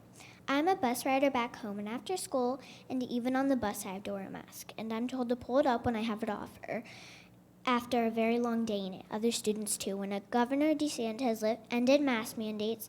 But guess what? I still had to wear one at school. And I was very, very mad about that, especially when other schools didn't have to, or literally anyone else in the entire state. Thankfully, it's summer now, so I don't have to wear a dumb mask that doesn't even work. And some people want to segregate us like this. In schools, there is a room for people that want to wear a mask and another for people who don't want to wear a mask. Someone said at the meeting before this, which I think is mean and horrible, that they want to bring us back in time.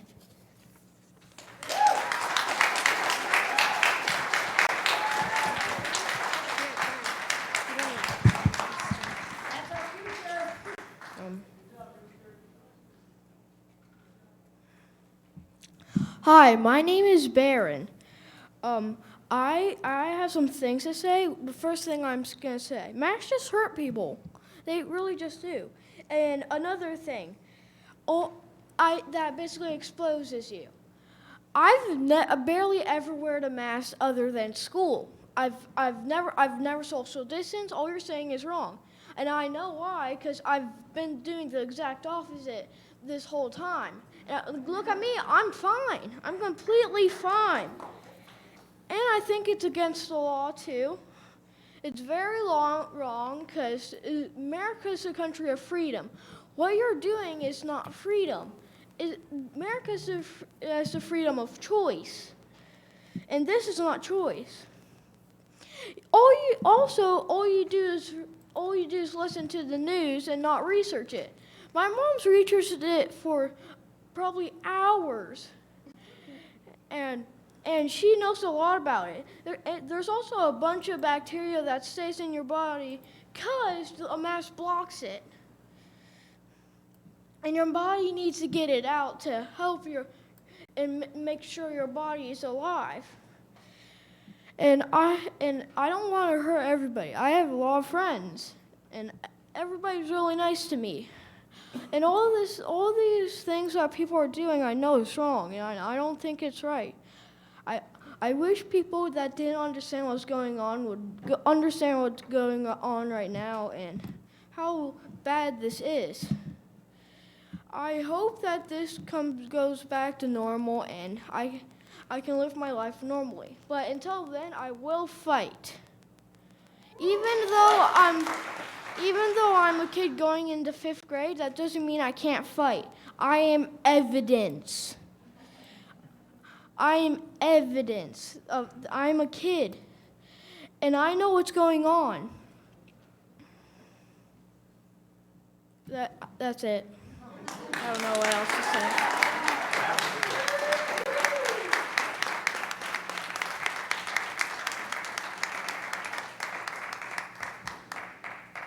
Nicole Franchini Wolf, Mike Termott, Alana Moneth. Hi, I just want to say that young child is amazing. And if we have more children like him out there, we can change this situation. This is out of control. I am a parent of a child in Palm Beach County as well. What's your name, ma'am? What's your name?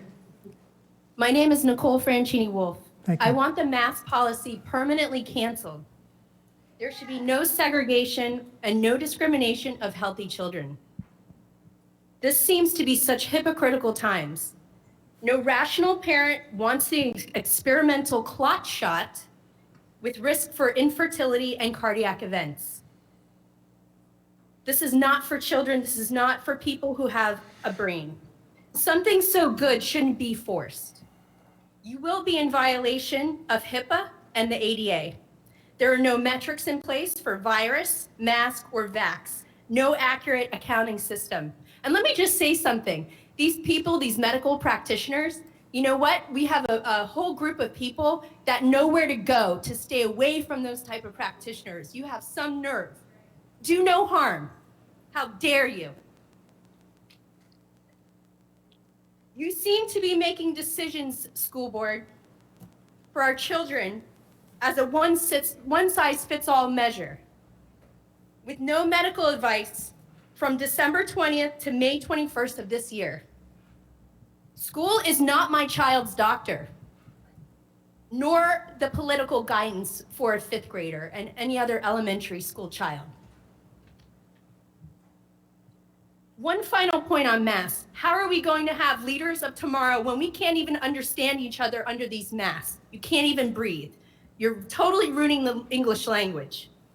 You need to know that power without consent is a null and void contract. We will not comply. We will show peaceful non-compliance. I want to tell you, I appreciate and support your oaths of office, and I plan to keep you on task on it. But I will recommend to parents to write up their affidavits of harm from this school district regarding these offenses. I'd like to know who invited the Gates Foundation into Palm Beach County in August of 2019 for the new math curriculum. Where was the parent input and decision-making process on this? The master censorship platform of Facebook by Mark Zuckerberg through his group, Zuckerberg Finance Center for Tech and Civic Life, CTCL, gave Palm Beach County $6.8 million in grants, with leftover funds to pay for future elections. Commie alert, our country's future is being steered by bought and paid for career politicians, and educators have extreme partisan values. Heaven help us.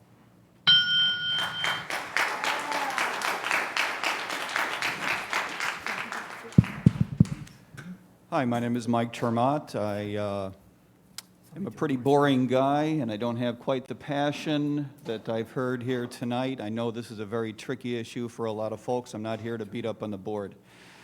I've been in South Florida for about 20 years. I sent my kids through public schools. I worked for a couple of years myself in the public schools as a substitute teacher. I am a police officer. I've worked for 11 years on the road in South Florida. I've met a lot of families who are disturbed by the idea not of masks and not of vaccines, but the idea of a vaccine mandate or a mask mandate.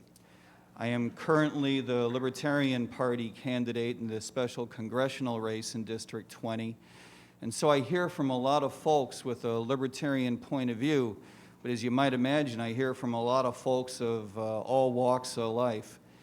And I would just consider, if I were sitting where you are, I would consider the fact that while I know you need to feel risk averse and the science is a little bit unsettled right now, I personally believe that in the fullness of time we will learn that masks do very little to reduce the chances of kids getting sick, because the chances of them getting sick is relatively small already.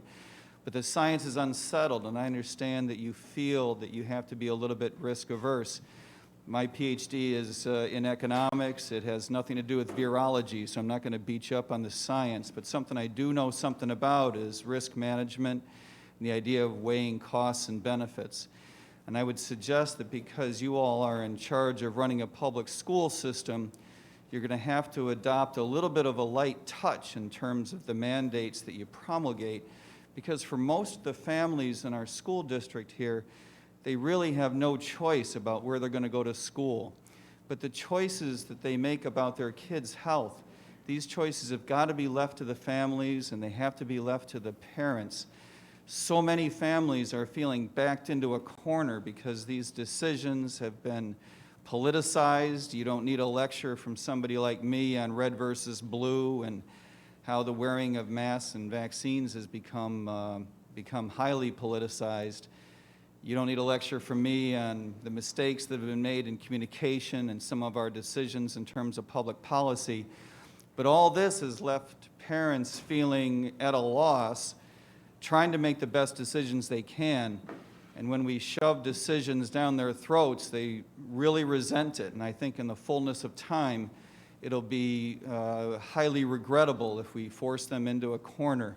And I would just ask you to consider, if we made a rule that said that you could not wear a mask and a family wanted to, how would we feel about that?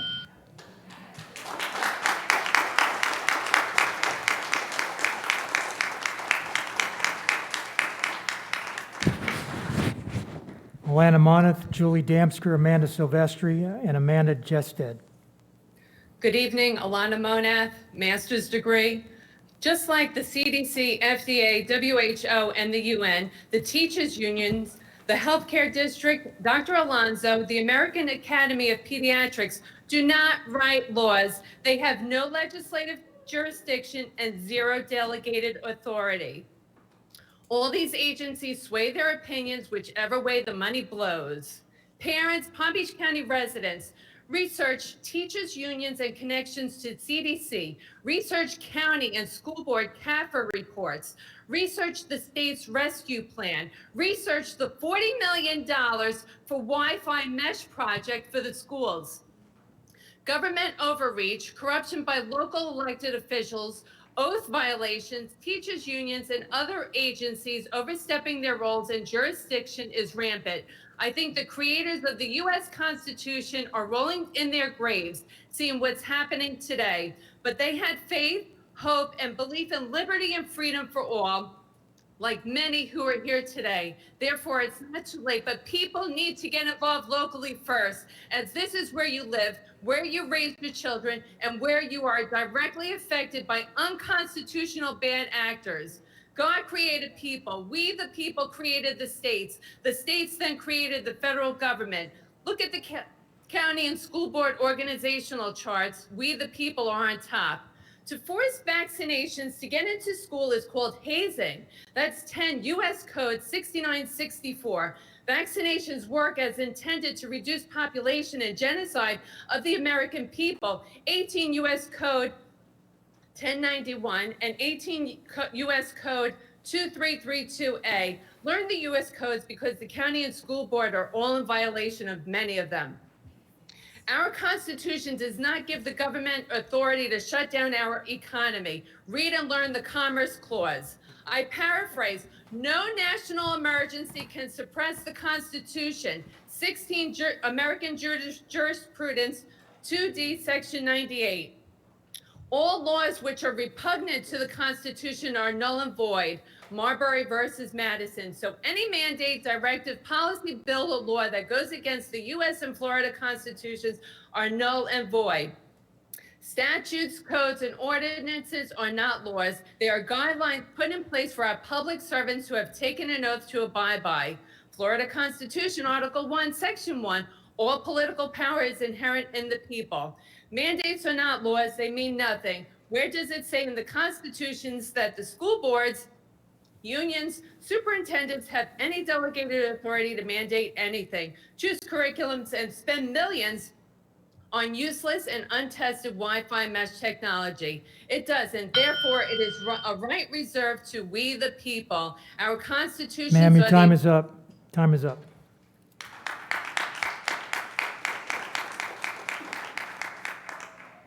Julie Damsker, Amanda Silvestri, and Amanda Jested. Amanda Silvestri. I'm so disappointed to be back here yet again to discuss masks for the new school year. Mr. Barbieri said, can you just give us 20 days? And then we had them for 20 days, and then summer school, and now here we are again. I'm assuming that the article in Boca News was Ms. Robinson speaking as the senior officer who stated that you will be making science-based decisions and that some of the parents think COVID is fake and that we are ignorant. I found the interview to be highly unprofessional and insulting, to say the least. I do not think that COVID is fake. I know that store-bought masks do not work. The virus is small and passes right through them. They are not wearing medical-grade masks, and therefore it is pointless. I have an email from the Chancellor of Public Schools. I sent it to you, but never received a single response. This email states that endless research continues to show that staying home when you are sick is the best proven method and the #1 mitigation strategy. Not masks. The burden of proof is on you to show us that masks work and that they don't cause harm. And trust me, you can't prove that to us. Another fact from the Chancellor, 27 county schools were mask-free last school year, and 40 required masks. Data was sent that showed no link between face mask policies and county positivity rates. This was also included in my email.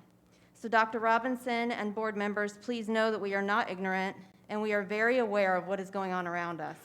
We need to be looking at everything that is out there, not fear-mongering news and fear-mongering medical advice from people who watch fear-mongering news and conduct biased, fear-based research. To put it bluntly, Dr. Robinson, you are not a COVID expert, you're not a virologist or a practicing doctor, and we don't care about the metrics that you discuss from the research that you conducted.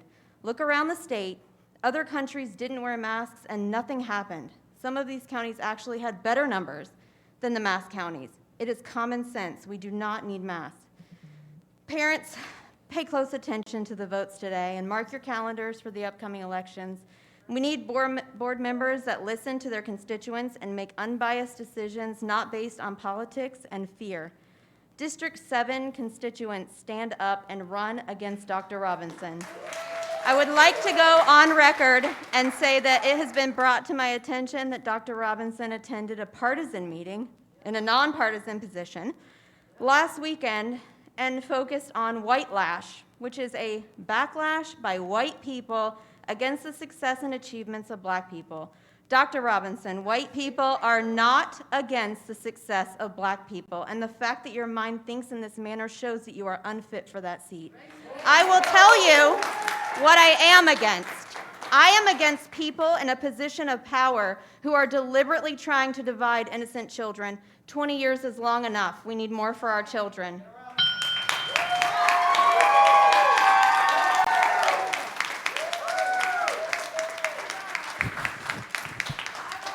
After Julie Damsker and Amanda Jested will be Jennifer Weiler, Sean Sykes, and Sean Escoffery. Good evening, Board. Amanda Jested. I am a mother of 2 elementary-aged children in Palm Beach County School. I ask that you establish COVID prevention policies that meet our current circumstances as a county. Cases, hospitalizations, and deaths are increasing at an alarming rate. Those of us who have children who are not eligible yet for the vaccine want to have a choice to send our children to school safely, and we know that their mask wearing alone will not sufficiently protect them. Please follow the American Academy, may I have order, please? Please follow the American Academy of Pediatrics and CDC guidelines. For example, please reinstate mandatory masking and social distancing. Please use air filters and other mitigation measures wherever possible. Please encourage outdoor lunch. And failing that, decrease capacity in cafeterias. We need to do the best we can for the safety of our children and our community. And because several things have been yelled at me, including stay home, I would like to point out that we as parents who want to keep our children safe want to be able to send them to school in person. We want to be able to have that choice. And as I said, their mask alone is not going to protect them in a crowded cafeteria or a crowded classroom where no one else is vaccinated and no one else is wearing a mask. So we ask you, we implore you to protect our most vulnerable citizens. Thank you, Board, for your time. Superintendent, I know that this is a very challenging time for all of you as elected officials, and I appreciate your service.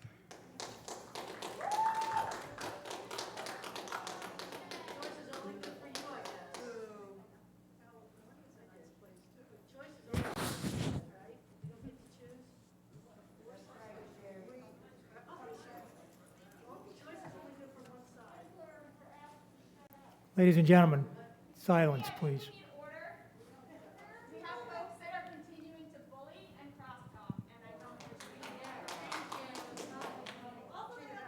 School police, I can't see who's making the comments in the back of that room. Would you please escort people out if they don't be quiet over there while people are speaking?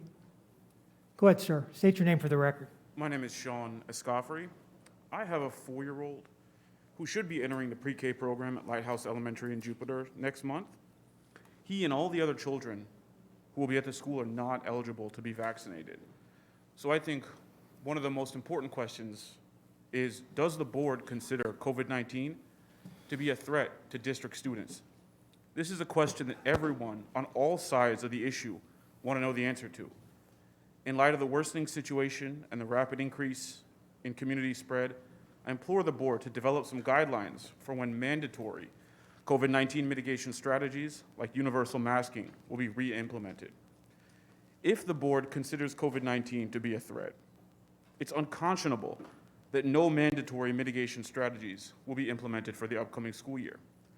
Conversely, if the board has deemed COVID-19 infections not to be a threat to Palm Beach County students, I beg the board to be transparent and to let those of us who fear for our children know that under no circumstances will COVID-19 mitigation strategies be mandated.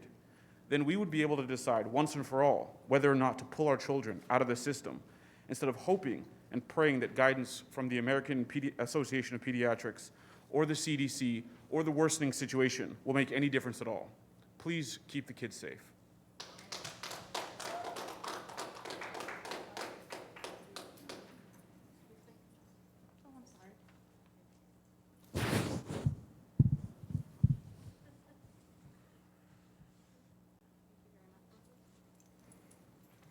My name is Jennifer Weiler, and I am a parent as well as former 14-year Palm Beach County District middle school teacher who resigned just this last June due to the district's current climate.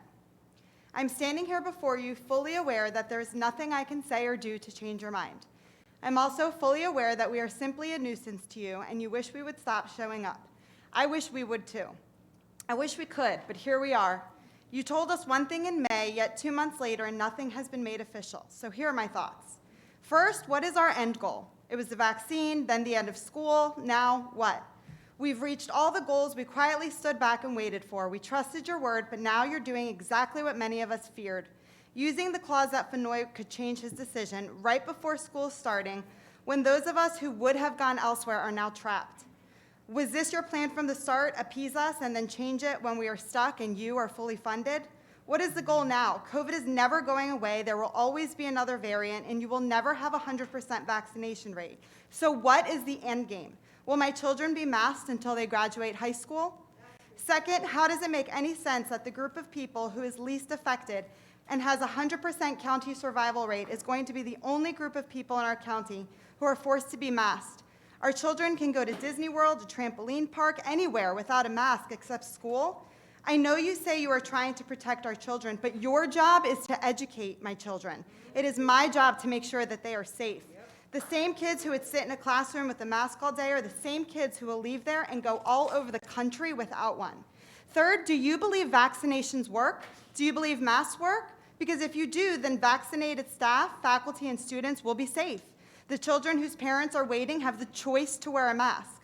When a COVID patient gets admitted into a hospital and lays in a bed for treatment, are they laying there with a mask on while they are not only positive but symptomatic? No, they do not. The doctors and nurses rely on their masks and their vaccines to protect themselves. Fourth, I know many will argue that it's about protecting the vulnerable, but the reality is our society does not cater to sick. It's the vulnerable's responsibility to protect themselves. If a child has a nut allergy, even a proven life-threatening one, do you ask the entire school not to bring in nuts? No, there's a separate table in the cafeteria where that child sits if medically necessary. Otherwise, that child knows the importance of protecting themselves around another child who may have something. Lastly, you and I both know you can't legally enforce masks this year. The governor has said as much, and we are backed by the Parents' Bill of Rights. Forced masking is not constitutional, so you will have many of us who don't send our kids with masks. You don't have simultaneous teaching to send us home to, so how will you accommodate us? My children cannot and will not be singled out over this. So when you vote tonight, I hope you will have a backup plan for the thousands of kids who show up without a mask. We are all out here raising lions, not sheep. I just hope you are ready for them.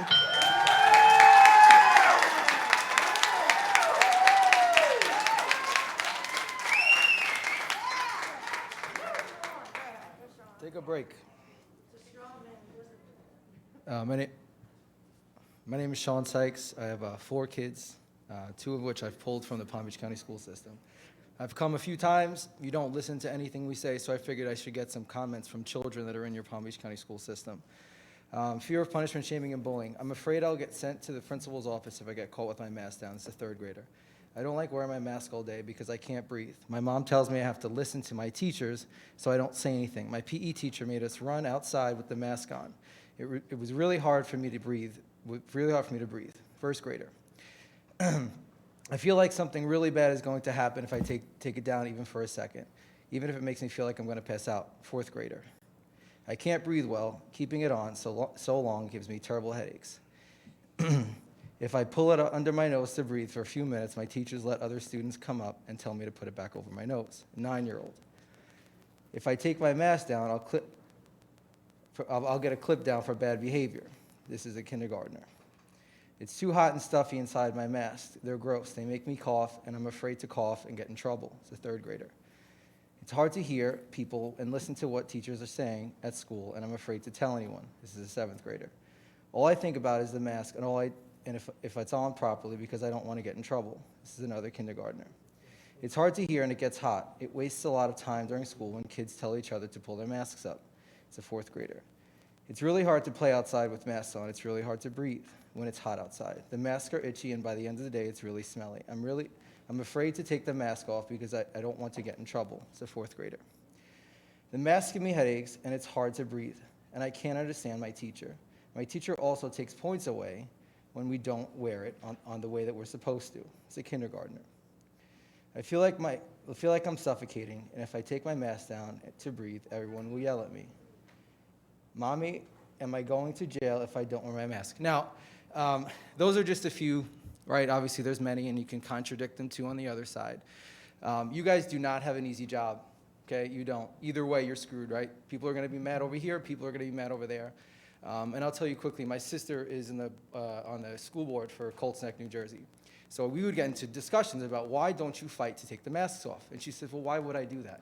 And I said, well, and she said to me, she goes, well, the governor said that we have to keep the mask on. And that was it. That was the state of New Jersey. That was the law. That was the rule. That was the way it was. They were one of the last states to rescind it. So I said, well, we have a governor that's rescinded it from way back when. And she says, well, you got me there. So I ask you, why are we not going by what the governor has put forward? Okay? So that's number one. It's not a red and blue thing. Stay out of it. Okay? So that's number one. Number two, in the beginning of this whole COVID thing, we were told what, right? Stay home, save lives, right? So what do I do now, right? The ones that are afraid, what should they do? Thank you.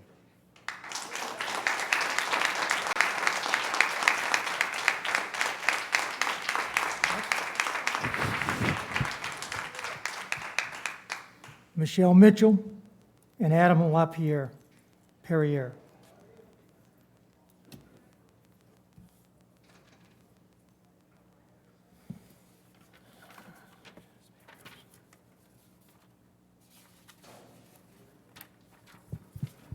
Good evening, everybody. My name is Adam LaPierre. I am a father of one ESC student in Palm Beach County District. I'm here to speak about face masks tonight.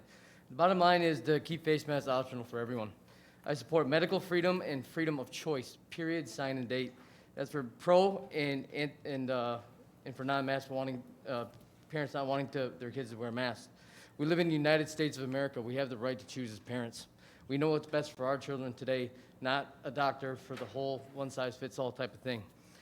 With all medical interventions come risk and benefits. Having a speech or special needs and speech-impaired 5-year-old little girl, she's in the prime period of her life to develop her long-term communication, psychological, and social skills. We cannot reverse time. I cannot take back the past year and a half that my daughter has suffered because she's not able to see and comprehend what people are saying.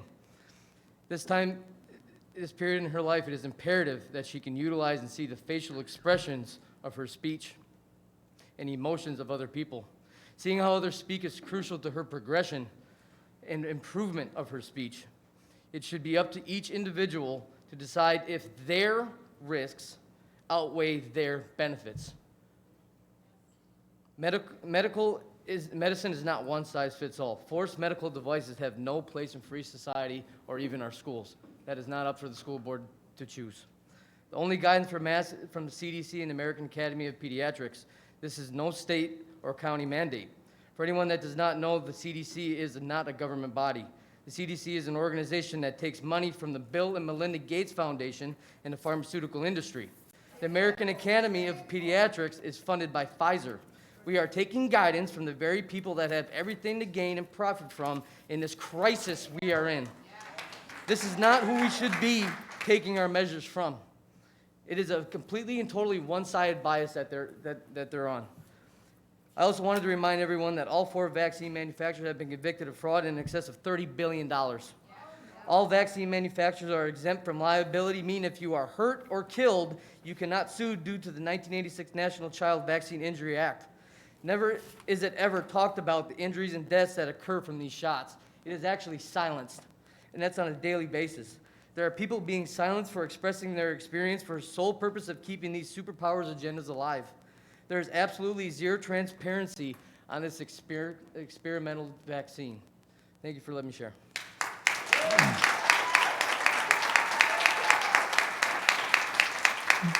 I call on Michelle Mitchell, but before you come up at 7 o'clock and pursuant to board policy and the agenda, we need to take the non-agenda speakers from 7 to 7:30. I'm going to call the non-agenda speakers, Cindy Falco, Grace Greenberg, and Terry Hughes. Please come up to the podium.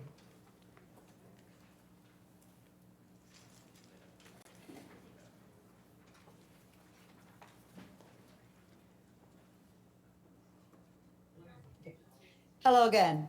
Parents, I'm sending this and speaking this to you because you are the ones with the power.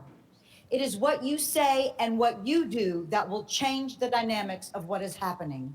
You may not know it, but you are the bosses of the school board. They are your employees. So when you have employees and they do not do what they are hired to do, what do? Well, you've gone to them several times and we gave them an opportunity to correct their wrong, which has not been done. So the only thing left to do is to fire them.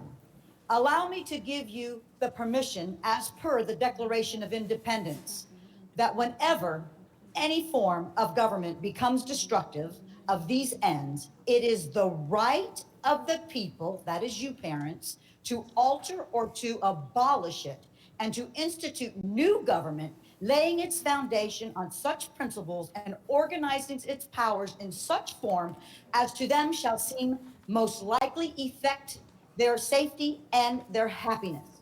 It is you, the parents' right.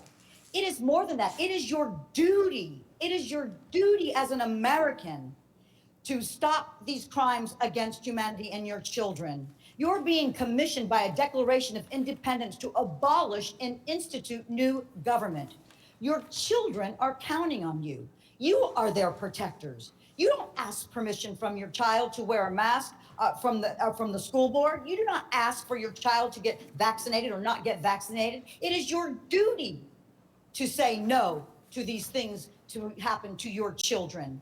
If they don't leave, as we've said, when it's your duty to fire them and to abolish this form of government, then you do a sit down. You do not bring your children back into the school system until you get what you want, or we change the guards, vote them out, or today we fire them. You see, you have that authority. You don't ask the school board questions. You are the parent. God gave you those children. He knows that he entrusted you to protect your children against exactly what's happening now. And check out the Nuremberg Code. I want you to sue, make lawsuits for violating their oath of office. They are in insubordination and they are not upholding the Constitution in which they took and swore to hold. Your children will be the difference for the generations to come if you do it now. Let your children breathe. Stop suffocating your children. It's child abuse. And I'm going to tell you again to please step up to the plate Do what you need to do. You are the parent. You have the authority. God gave it to you, and you have a Declaration of Independence that's telling you it is your duty to abolish this nonsense now. And you should fire every one of them. Thank you.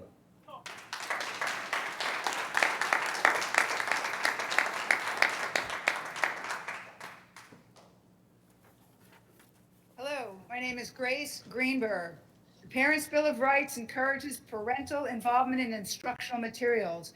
Get on board and question everything. How qualified are teachers to handle the ill effects from the CRT equity experiment?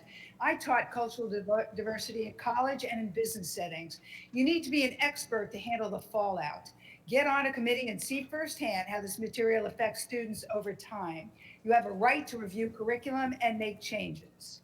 There should be a complete discussion on history with its culturally devastating flaws and civil liberties that seemed necessary to build the country's infrastructure, and that those practices are not condoned today. All lives matter. Every group has suffered in the world deliberately. Australia started out as a penal colony for slave labor. The US was built on the premise as a new world without oppression and slavery. Well, how did that work out? Settlers and armies killed indigenous people for their land. Today, it continues with sex and labor, slave labor, preferential treatment, oppressive political ploys to keep people poor, taxed, lied to, and angry. We don't want that anymore. Let's not encourage that with CRT propaganda. I saw a video given to first graders on masturbation. How will teachers reinforce learning about the act of touching oneself for pleasure, or not exploring someone else's pleasure parts? How will teachers prevent interactions with adults whom children may trust on all grade levels? Who will talk with a parent when a student identifies as transgender and reaches out, and his, her, their psychological dilemma of choosing or thinking they need surgery to be free? The suicide rate in the LGBTQ community is extremely high. This education will not prevent that. And how successful have counselors been with despondent students and their ability to learn and function after 2021? This new year is a Pandora's box. Parents, beware. Report at these weekly board meetings. Let us know how your kids are doing. A planned state of emergency shall happen and very soon across the globe. This is a national and global movement. Unhealthy 5G EMF frequencies, man-made bioweapons for depopulation, these are conspiracy facts. Some board members and teachers are sheeple and serve state and federal czars. We need to break that and recruit those who stand for common law with the premise to do no harm. Create a civil society without barrier and not be told that they are underrepresented or inferior. People, wake up. Your children are being molded to communism and you can't see it because you trust these people. Why? They have sold themselves to the devil. Some good folks have been trapped in this macabre web. Help to free them. Look to the light. Thank you.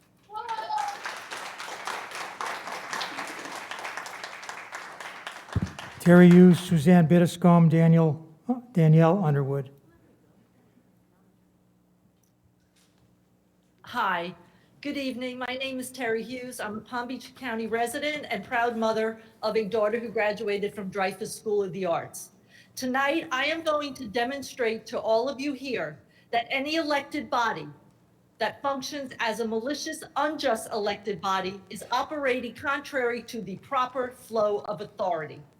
In order to understand if an elected body is operating outside the proper flow of authority, you must understand what the proper flow of authority is. And in order to understand the proper flow of authority, you must understand where your rights come from. First and foremost, it is critical that you understand your rights are natural and they come from your creator. Your rights do not come from a piece of paper. They are not given to you by this elected body of school board members, and they are not given to you by law enforcement. And they are certainly not given to you by the CDC. Your rights come from nature and your creation. They come from your creator, whoever you believe that might be. Your rights are natural, and each and every one of you are born with them. And as you are born with them, they cannot be taken away by the CDC or the school board. The proper flow of authority begins with God's creation of the heaven and earth. And I quote from Genesis, and God said, "Let us make man in our image, after our likeness, and let them have dominion over the fish of the sea, and over the fowl of the air, and over the cattle, and over the earth, and over every creepeth of the earth." So how do I know this? I know this because it's in our Declaration of Independence.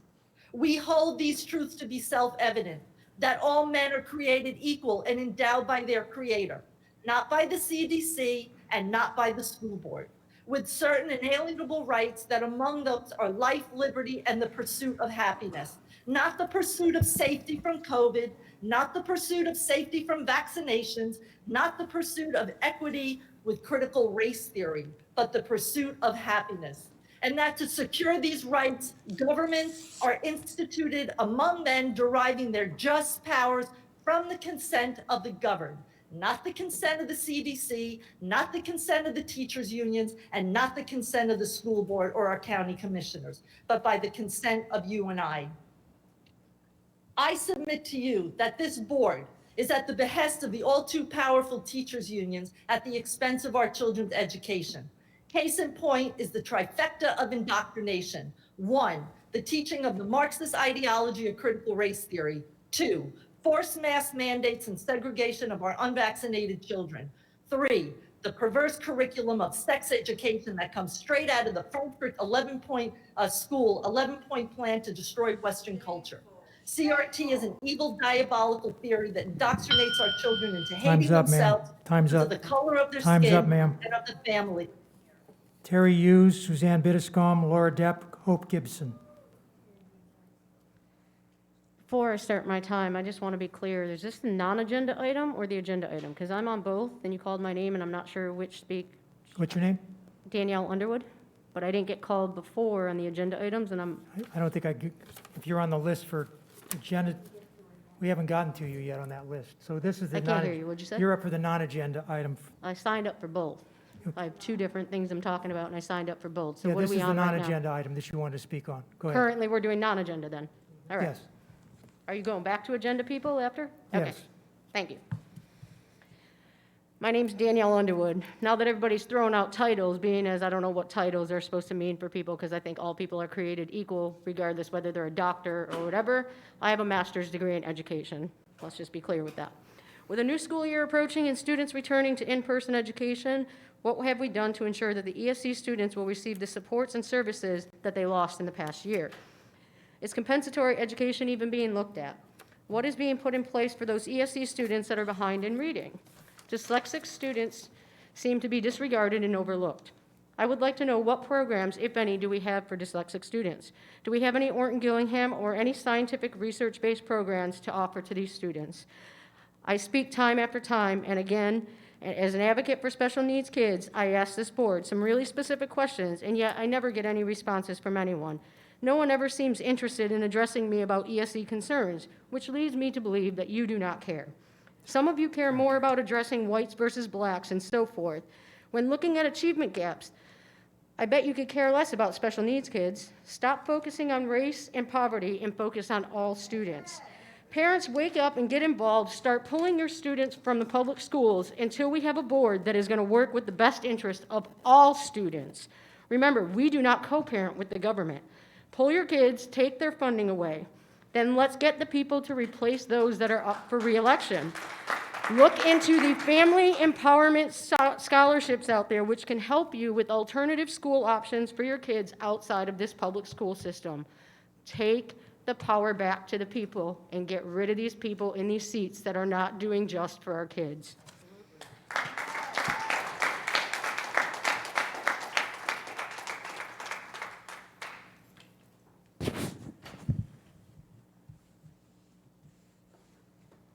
My name is Suzanne Biddiscombe, and I'm a resident of Palm Beach County, and I'm a mental health practitioner. I want to discuss the Access for All Wi-Fi mesh currently being rolled out in Palm Beach County. I want to be very clear that I do not consent to more wireless facilities being built near or within Palm Beach County schools, nor into any neighborhoods or public spaces in Palm Beach County. Further, I do not consent to any more radiation from wireless facilities impacting any of our neighborhoods, schools, or public areas in Palm Beach County. And this would occur if this Access for All project continues to be rolled out. The following information is true and accurate to the best of my knowledge, based upon independent researchers who have studied wireless technology. Wireless technology has been documented to cause radiation sickness. The National Institute for Health spent 10 years and $33 million studying it. The results released in 2018 and 2019 prove unequivocally that this technology causes cancer, DNA changes, and a variety of other symptoms. Most symptoms are neurological in nature and fall on a spectrum. On the low end, a person may have tingling in their hands or fingers and dizziness. For others, it is so much worse. Nonstop severe headaches, heart palpitations, nosebleeds, and noise sensitivities. With children, it is important to understand that they are still developing. The bones around their head are thinner and more fragile. The blood-brain barrier in children has been shown to be broken through due to radiation exposure. One of the reasons researchers have been able to determine that the symptoms mentioned are due to wireless technology is because when the person turns off their Wi-Fi, the problems disappear. So the health, safety, and welfare of the citizens of Palm Beach County is in question without further testing of this technology. Another key issue are the privacy issues related to wireless technology. Vast amounts of data can be gathered without the consent of Palm Beach County citizens, where they go, what they do, who they're with, etc. Please understand that I accept and appreciate your oath of office, or I would not be here today. I have expressed substantive information. All wireless is in violation of the U.S. Fourth Amendment. All wireless is in violation of Florida State Constitution, Article 1, Section 23, which is the right to privacy. Florida has $10 million available through the American Rescue Plan Act, which covers long-term investments in broadband. How it is used is unspecified, so I assume it could be used to provide safe, fast, private, cost-effective service through fiber optic cabling for all citizens, particularly those who are underserved. They are bombarded with wireless technology every single day in their neighborhoods. I'm available to any of you if you'd like to further discuss this.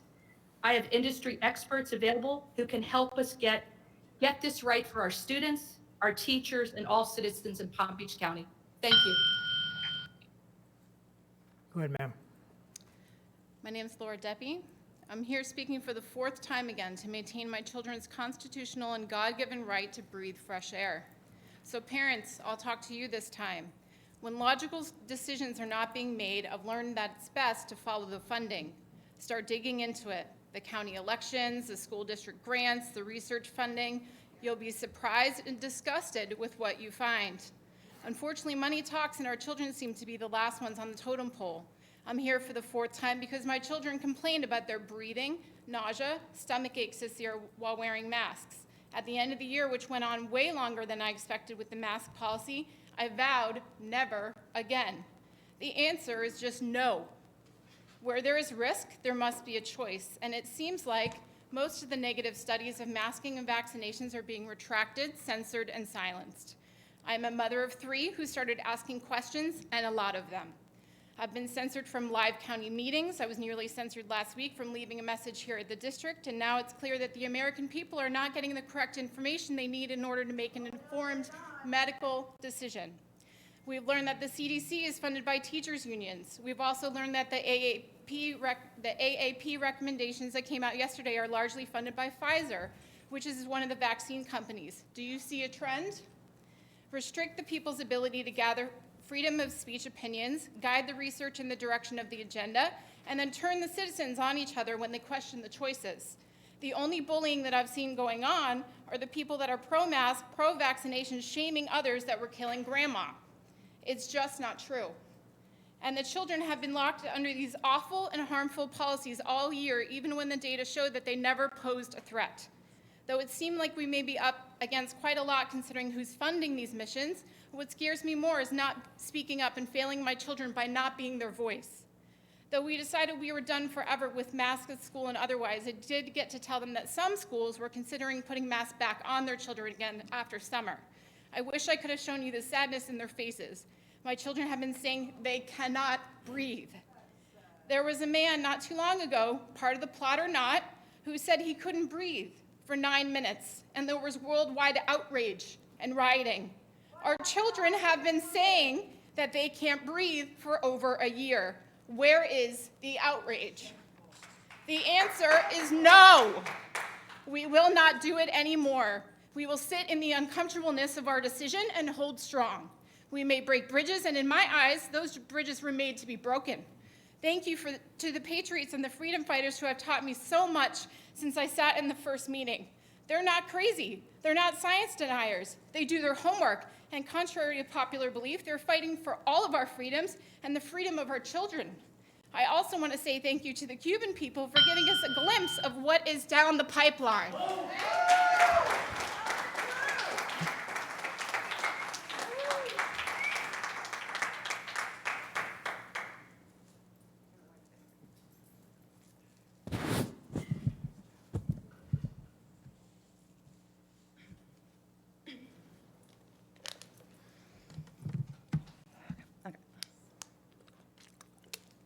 Okay, my name is Holt Gibson. I have a 5-year-old in a Palm Beach County school system. I have one of two speech options, but I'm going to go with this one. Okay. What if masks were banned? What if suddenly masks were not only not recommended, but were outlawed, out-policed, if you will? A mandated no mask whatsoever from here on out policy with the strict and punishable consequences, like losing your job or being forced to choose or quit or resign. What if masks were just ripped out from your faces, never to be able to return again, or else? What if you still had the very strong beliefs that you have, that masks were appropriate, that masks worked 100%, that masks were the only thing preventing you from facing serious health concerns or even death?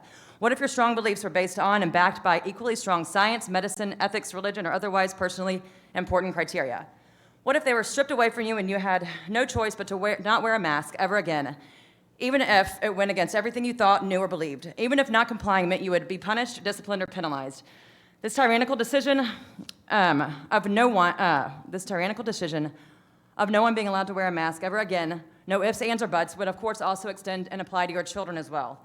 What if your back was to the wall and you were made to feel that you had no choice or right to decide for yourself or for your family what was best for them, their bodies, their health, their overall well-being?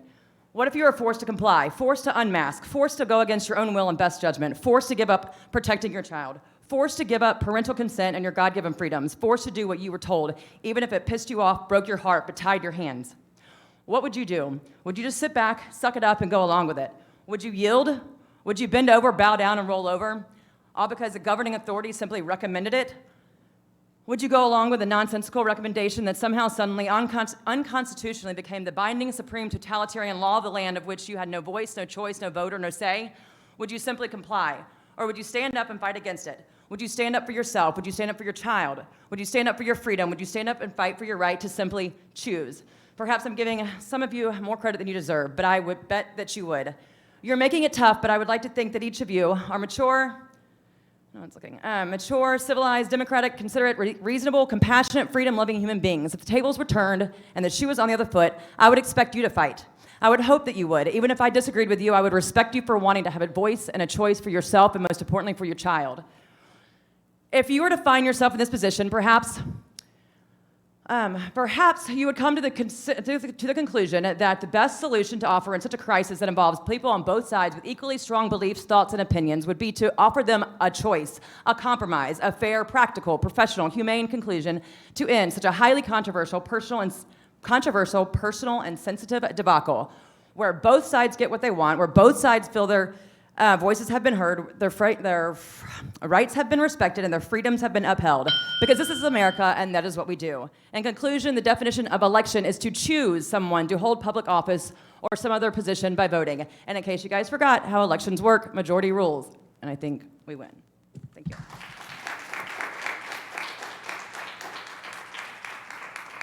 Terry Hughes and Stephanie Wright. IT, would you run the 4 recorded non-agenda speakers, please? Yes, my name is Carl Mohammed. I'm a non-agenda speaker, and I'd like to say blessings to the school board members and to the superintendent and to Superintendent Fenoy. We are sorry. Not sorry. We are sad to see you leave, but we understand that you have to make transitions for yourself and your family. But we want to also remind everybody that ever since we've had a superintendent, if we would get disaggregated data and look at the data, we will see that the ADOS community, our children have been on the bottom ever since they've had superintendents. And we had hopes with you, Dr. Fenoy, that possibly we might have been able to really make some real substantial gains, and we did somewhat, and we were able to identify the ADOS community, and we're hoping that you will leave some kind of trail to show these people how to possibly continue to have that kind of relationship with the subgroup known as the American descendants of slaves. And when, sorry to put so much pressure on you, Superintendent, but we haven't had the participation from our community that we anticipated, and we apparently don't have too many friends in our community as well. We reached out to the Masons, the Eastern Stars, the Daughters of Jericho, the Herons of Jericho, the Delta Sigma Theta, the Omega Psi Phi, the Sigma Gamma Rho, the Zeta Phi Beta, the Alpha Phi Alpha, the politicians, the Kappa Alpha Psi, and the Alpha Kappa Alpha, and all of these people, the Boule, and everybody else, our county commissioner, our county administrator, and even some of the mayors that are located in Palm Beach County, and none of them have the ability to be able to identify the ADOS community, the descendants of the slaves, and none of them have spent any time, any love, any respect to try to help us to deal with the problem that these systems have created for us and our children here in Palm Beach County. So as you walk out the door, I'm hoping that you turn around and really kind of check a few people before you go. And I know that would be a great benefit for education in the state of Florida. And remember, Palm Beach County has always been identified as an exemplary county because we've supposedly had the courage to take on the challenges that others wouldn't take on. And what I'm asking you today at this school board meeting is to look at what's happening to inside of your system. And remember, when we set up this task force for ADOS children, it was one for the inside of the school district and one for the community. Our community is asking you as you exit if you would spend a little bit more time in these next coming months to help us to really act and get the respect that we need in order for us to continue to do what we got to do in order for everybody, our ancestors, to come back and restore. My name is Priscilla Dopkin, and I'm providing comments based on board meeting agenda and no agenda topic. So I would like to express and stand up against the school teaching about gender neutrals and sex to my kids, and as well as the CRT curriculum that even though the governor has banned, I know there's still some places and some schools going for it, and that's against the law.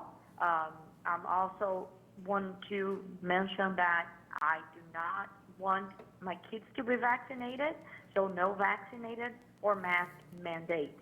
And it would be also important if the parents that are the taxpayers would have a way of being part of the curriculum that's decided by the school board and what is going to be taught to our kids.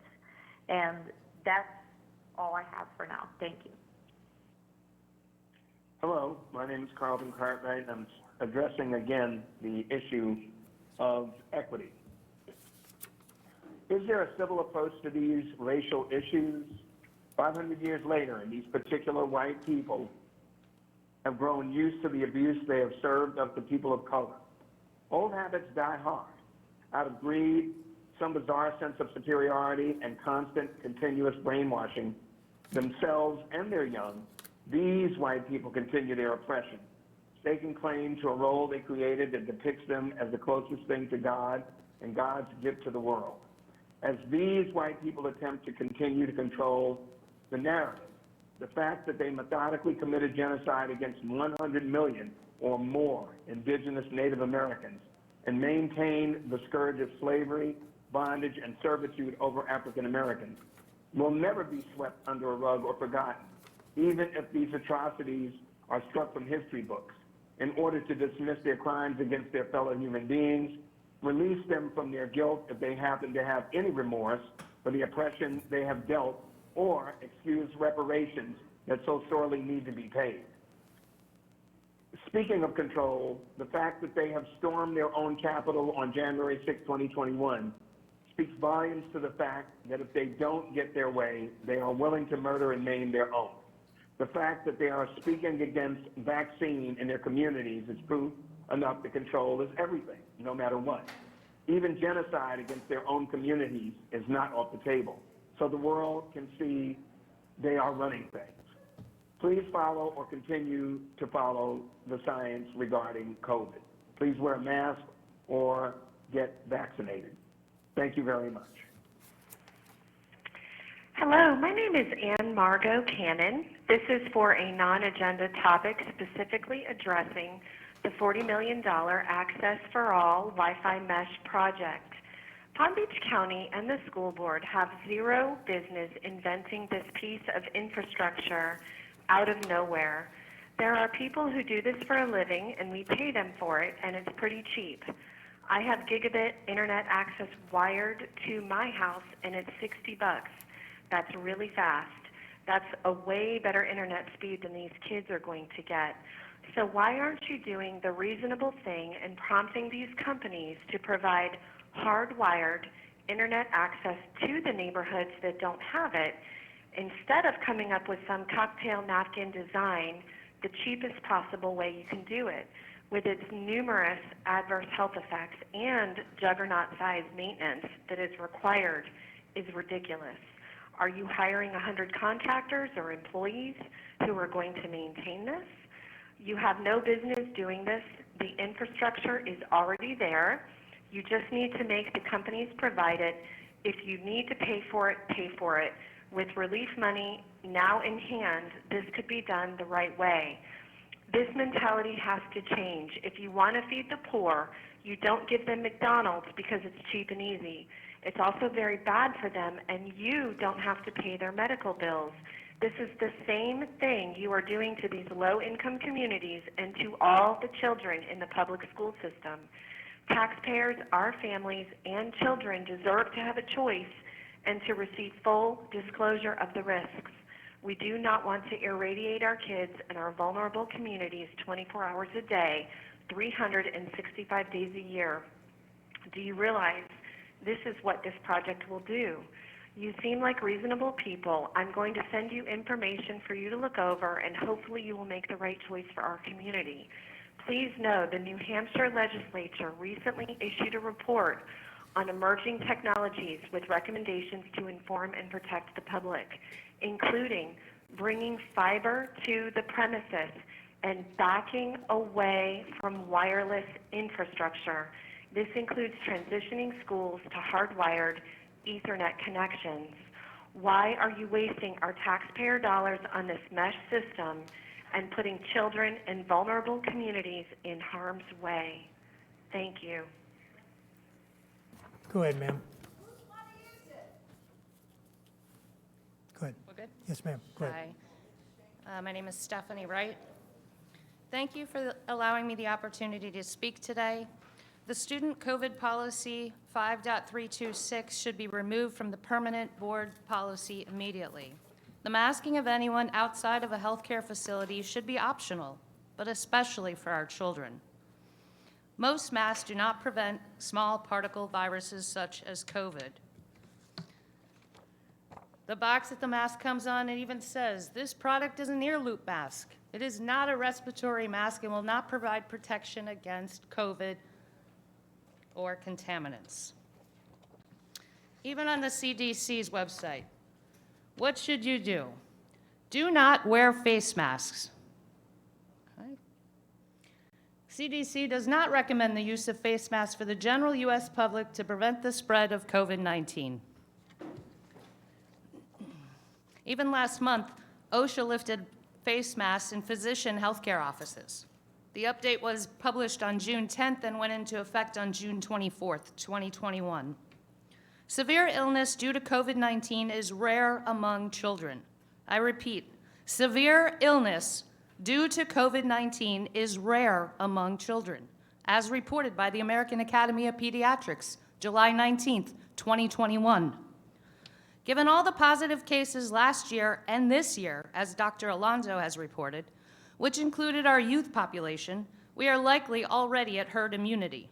Any further masking and lockdowns would cause much further harm, as we are already seeing increases in suicides nationally among the youth. I believe at the May school board meeting, a person spoke of a 15-year-old boy in Palm Beach County who had committed suicide. Our most at-risk population, those who are older and obese with more than one comorbidity, have access to the vaccine. You don't even need an appointment at Publix. You just walk in. There's no lines. COVID is likely to stay, much like influenza. Vaccines prevent severe illness and death, but viruses still exist, just like influenza. There is a 99% chance of survival with COVID. In addition, in children, it is even higher. Nearly everything we do in life has a risk. Riding a horse, driving a motorcycle, getting attacked by an alligator. In 2019, 1 in 6 died from heart disease, 1 in 7 from cancer. Again, the survival rate of COVID is over 99%. Lastly, as a mother to a high school student in Palm Beach County, I'm still waiting to learn what the quarantine rules will be for next year. A recorded Health Advisory Committee meeting recently, Dr. Alonso targeted single mothers, stating, without a vaccine, children would be pulled out of school for 2 weeks to quarantine if a classmate contracted COVID. Ma'am, your time is up. The vaccinated would be treated differently. When will the parents learn what segregation protocols will be?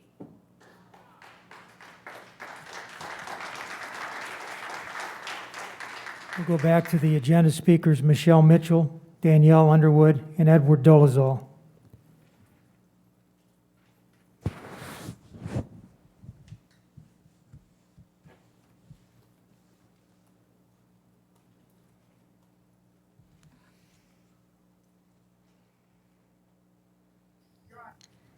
Danielle Underwood for the record again. There's a solution to this mask problem. I get it. You guys are in a tough position. You're getting people that want masks, people that don't want masks. What do? You're in a crappy situation. I get it. The solution to it is choice. If the people who feel, and I'm going to refer to the Green Club because they all wear green, but if the people who feel that their kids are not protected by people who are not wearing masks, if you feel that the mask works, put the mask on your kid. Let them wear it. My kid doesn't want to wear it, or some other kid doesn't want to wear it, then they shouldn't need to wear it. We should have a choice. If you think the mask protects you, then you keep your mask on. We don't want to be protected if that's how you feel. So keep the masks optional, make it a parental choice. I don't want to hear about any kind of segregation where kids who are vaccinated in one room, kids who aren't vaccinated in another room. There should be no vaccine talk whatsoever in schools. That shames students. It's very, very pressuring to them. We're just going to cause them to have more mental health issues when we start that kind of talk. It's a parental decision. Again, we do not parent and co-parent with the government. We parent our own children, and we should have our choice on whether our kids get vaccinated or wear a mask. Make it a normal school year, just like Governor DeSantis said. Bring everything back to normal. Let these kids play, let them laugh, let them read, let them write, let them learn how to do math. Forget talking about, race, boys, girls, this, that. Teach them arithmetic. Teach them science. Teach them social studies. Teach them how to read. We have so many kids who are reading deficient, and we don't have any proper programs to remediate those reading deficiencies. Let's focus on those reading deficiencies and learn how to remediate reading and forget about talking about this COVID-19 stuff. The rules must be consistent, and they must be across the district. Every school must be the same. Every principal must be the same. Every teacher must be the same. If we don't keep consistency, you're going to find an influxation of parents who say, I want to do school choice. I want my kid to go to that school because they're not doing that. This school is. So it needs to be consistent across the district. We need to have no CRT talk. Dr. Robinson, we're watching you. You're on notice. We heard about the event that you went to and how it's all about fighting for equity in education with the Green Group in Palm Beach County. You want to focus on whitelash, a backlash by white people against the success and achievement of black people. Stop the racism. And if you can't, then just resign before we have to have you recalled. You are the racist one, and our kids deserve better. Thank you.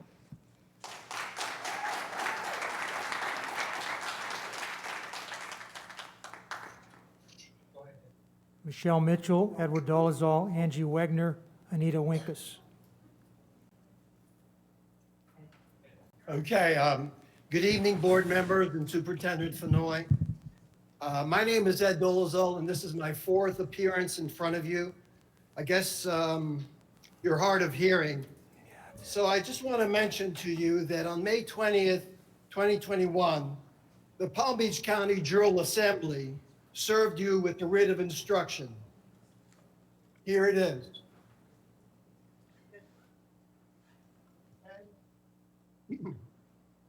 And the writ of instruction specifically ordered you that each member of the school board of the school district of Palm Beach County are hereby lawfully instructed to vote on or before May 28, 21, to rescind, revoke, and/or terminate any and all mandates, rules, ordinances, emergency orders, any other mechanism does or intends to require that the people, their property, or their offspring on the land of Palm Beach County to wear a mask of any type at any time in public. Strict proof in writing is hereby demanded that you have complied with the instructions that I've just mentioned, publicly notified all internally, externally, via all public outlets, without exception, on or before May 28th. Please provide evidence, and the address is there, to the Palm Beach County General Assembly. Unfortunately, you did not respond. Therefore, you are in default, which means you publicly agree that you are in breach of your oath of office and you have failed to your fiduciary responsibility to the students, parents, and community. Additionally, and most importantly, because of the foregoing, you are now operating in your private capacity. Do you understand? If not, talk to Attorney Barbieri. He'll explain it to you. It's not good. You are now operating in your private capacity. Parents, come to the Freedom Room, which is over here next door, and meet the officers and members of the Palm Beach County General Assembly. We have common law-based solutions to help you with taking back control of the education policies in the county. For your information, Mr. Barbieri can confirm this. Common law is superior. Again, common law is superior to all other existing laws. I yield my time.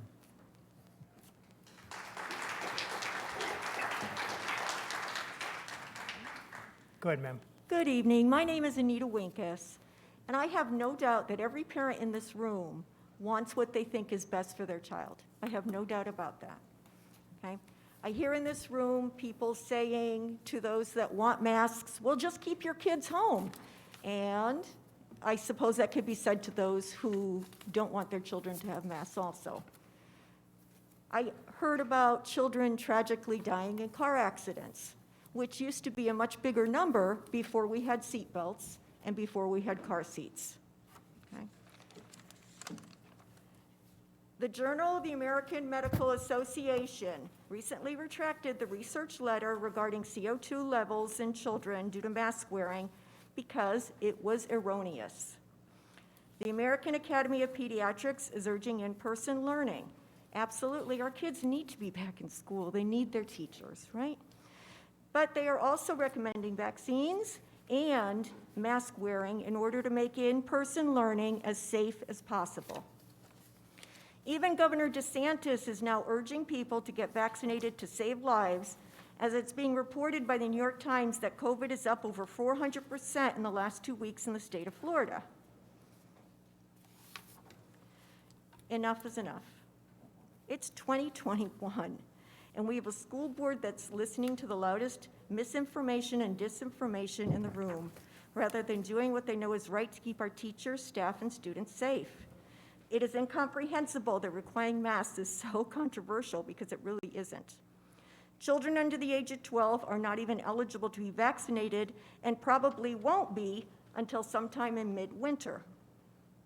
We can't keep allowing loud denials of the reality we are in to control practices that'll help to mitigate COVID. Enough is enough. Thank you for your time.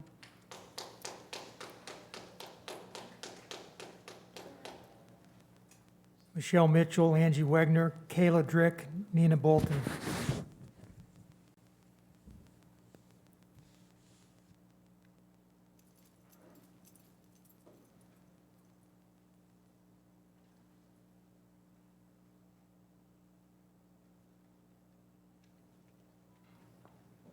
Hi, I'm Angie Wegner. I'd like to speak out today in favor of mandatory masking. My 11-year-old daughter will be starting at Bach Middle School this fall. She was home all last year doing remote from Timber Trace Elementary, and she worked so hard on her audition piece. When we heard she was accepted to this fine institution that Palm Beach should be so proud of, we were ecstatic. It was definitely a bright spot in our year. Unfortunately, now I'm being put in the untenable position of being forced to choose between keeping her safe and allowing her to pursue the goal she worked so hard to attain. You have the power to keep her safe. We know masks work. We know social distancing works. We know fresh air works. We know science works. Why would we choose to ignore experts and ignore the health and safety of children when there are cheap, easy, and proven solutions? I've had this mask on since I got here.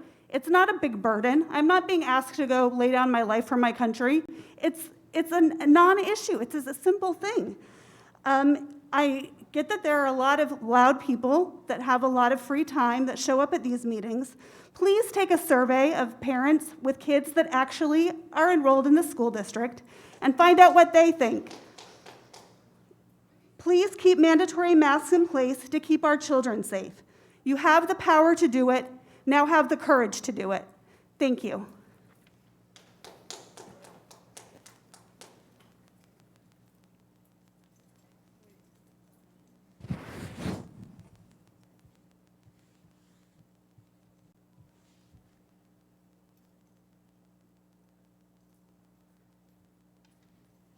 Good evening.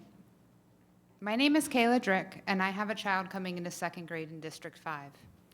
I'm in front of the board again this evening as I see no representation at the table in front of me. So what do we have here?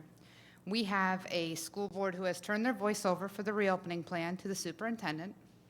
The superintendent has relaxed the COVID guidelines, and now he has resigned, leaving everything in disarray. Less than 3 weeks left of summer, and no written policy is in place. No replacement for the superintendent has been procured, and I fear that you want to move backwards, favoring masks and separating kids once again. The lack of stability you are providing parents, students, and teachers is unacceptable. I'm here to voice my continual support of normal, masks optional 2021-2022 school year. Despite the rise in COVID cases, you leave this building and you see that life has resumed as normal in Florida. Citizens have been taking advantage of all the freedoms of the state. Enforcing any protocol related to COVID goes against the governor's directive, it goes against the will of the people, and it goes against the best interest of our children. Yesterday, I received an email that offered the option to enroll in Palm Beach County virtual school. This is a wonderful option for parents still worried about sending their kids to school. It's known by all that the best risk mitigation for COVID is to stay home. Virtual school also provides for every parent to make the choice needed for their child. I suggest that since you vetoed surveying parents last month, that you leave every option on the table. You did not meet with anybody, your health advisory committee. You didn't make decisions based on metrics or any process regarding COVID other than your own feelings. Your district organization chart shows that your parents, students, and community of Palm Beach County are at the head of the school district. It's high time that you respect that and that you keep in place an option for every parent to make their decision. If some parents are truly too fearful to send their children to school, they should keep them at home. That is where they're safe. No rational parent would send their child to school in a life or death situation, right? Do you really believe that the individuals behind me are scared for their children's lives as they mask them up and send them back to school? I'm sitting back here in a packed audience and they lean in and tell me to pull my mask up. It's a gemmed mask. I can breathe right through it. There's no coverage here. This has devolved into insanity, and it's led by fear. If they were truly scared, they would get up and leave. They wouldn't be here to begin with, but when they noticed the circumstance, believing the masks, they would get up and leave. I ask you to stop playing sides. I ask you to stop playing on both sides of the fence. Dr. Fenoy walking into last month's meeting maskless and only putting it on once he sat down, the cop outside the bathroom without his mask on, the woman with the lanyard that works here without hers on. It doesn't even make sense anymore. Time's up, ma'am. Nina Bolton, Elizabeth Murray, Sharon Holmes.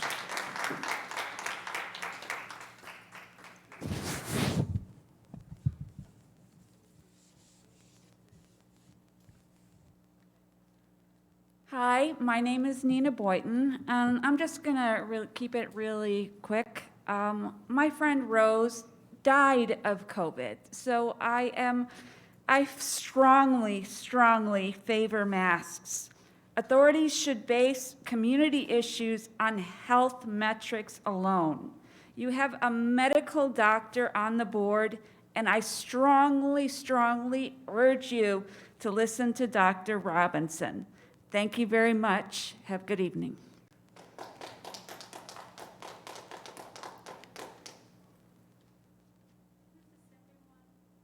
Go ahead. Ma'am, over there in the other room, go ahead. Hi, I'm Karen Holm. I'm speaking up tonight for 10 students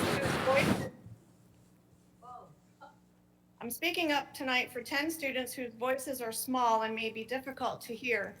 They are telling us about physical abuse that they have experienced. Mike, who's a senior in high school, says, I'm a senior and I get massive headaches that make me vomit when I wear the mask. I've had to stay home and participate in distance learning to avoid getting them. Simply the worst school year ever, and really sad considering this was my senior year. They must do better for Palm Beach County kids next year. Emma from 7th grade says, I hate masks because it gives me a suffocating feeling, and we have it on for so many hours. Evan in 5th grade says, I can't breathe right in the mask. It's so hot, I get headaches. Rocco, age 7, says, my mask gets sweaty and sticks to my face at recess, and it's disgusting. I can't breathe. Sienna, who's age 10, reiterates, my mask sticks to my face at recess, and I can't breathe. Ellie, a 3rd grader, says, I'm so annoyed that I have to wear my mask in the bathroom by myself. I miss going to the bathroom with my friends, and I always feel like I'm about to puke. Charlotte, a 2nd grader, says, it's annoying having something on my face. When I breathe in, the mask comes into my mouth, and I really can't breathe. Corley, who's 5 years old, says, I really don't like breathing my air. Joey D, a 3rd grader, says, I'm scared to take my mask down when I need an air break because I'm afraid I'll get kicked out of school. And finally, Dylan D, who's a 1st grader, says, my mask makes me feel so sick when I'm trying to listen really hard to my teacher. My belly starts to hurt and I get scared that I'm going to throw up. I am sickened that my school district did this. Parents, I highly encourage you to just say no. Be like Nancy Reagan, just say no. Parents, the school board doesn't make the laws. Just say no. Parents, teach your kids to just say no when they are hurting. Parents, just say no. Don't let the school board make medical decisions for your kids. Thank you.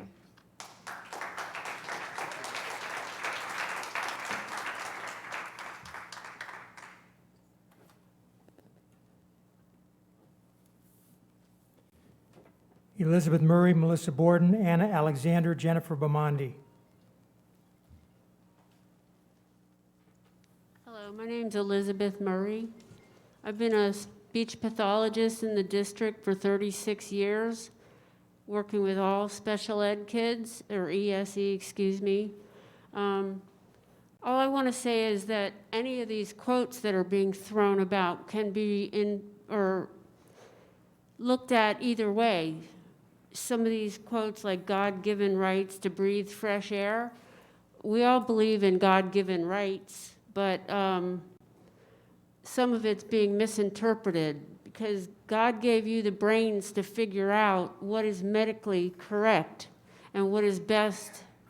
Excuse me, I'm not going to respond to the hecklers back there, but Khalil Gibran said that children are the sons and daughters of life's longing for itself. You may give them your love, but not your thoughts, for they have their own thoughts. You may house their bodies, but not their souls, for their souls dwell in the house of tomorrow. But in my personal opinion, and I have a lot of brothers and sisters that are firefighters and nieces and nephews too, also in the medical field, people are actually dying of COVID. You may not have seen it yet, but if you insist that masks don't help and we don't need to sanitize the desks and so on, then I'm sorry, but I'm afraid you're going to be seeing it you'll be crying out of the other side of your faces. So the only systemic barriers that I see are barriers of people forcing their kids to go to school without masks because they're going to get sick and they're going to die. And also, I don't appreciate being accused of having extreme partisan values when these other people they also have partisan values. We all believe in what we all believe. So being heckled and scoffed at and bullied up here is ridiculous. And I think it's very disrespectful to the board, by the way. So thank you very much.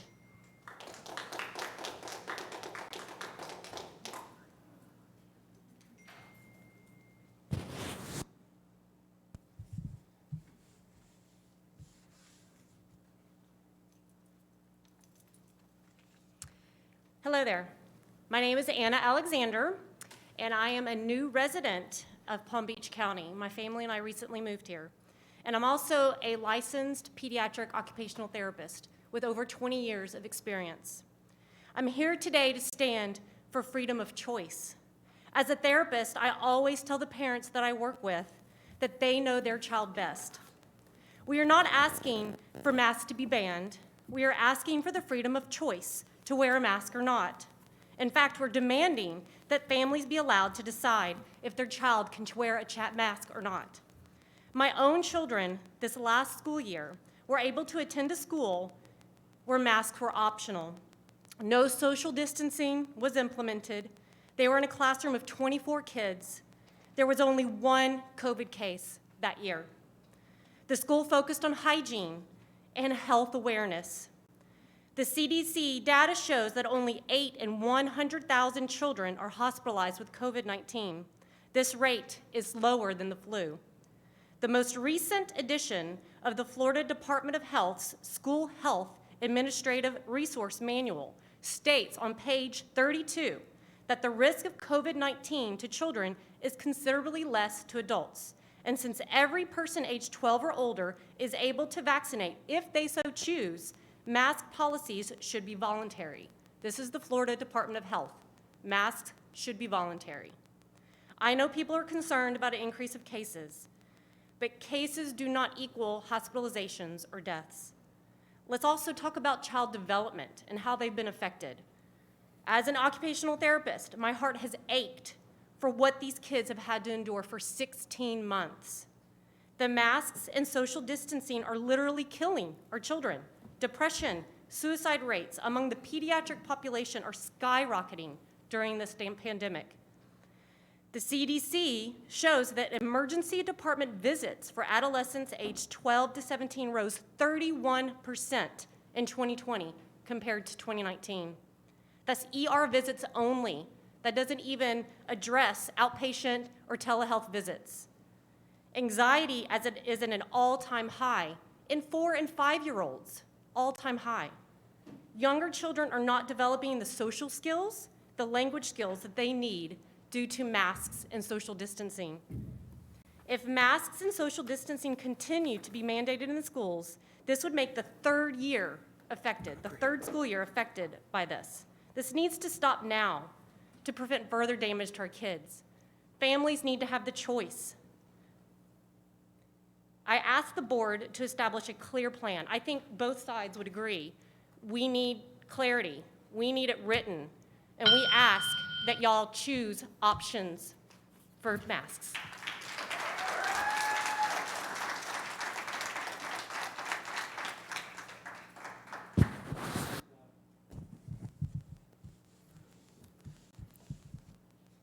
Elizabeth Murray, Melissa Borden, Jennifer Bamondi, Jessica Martinez.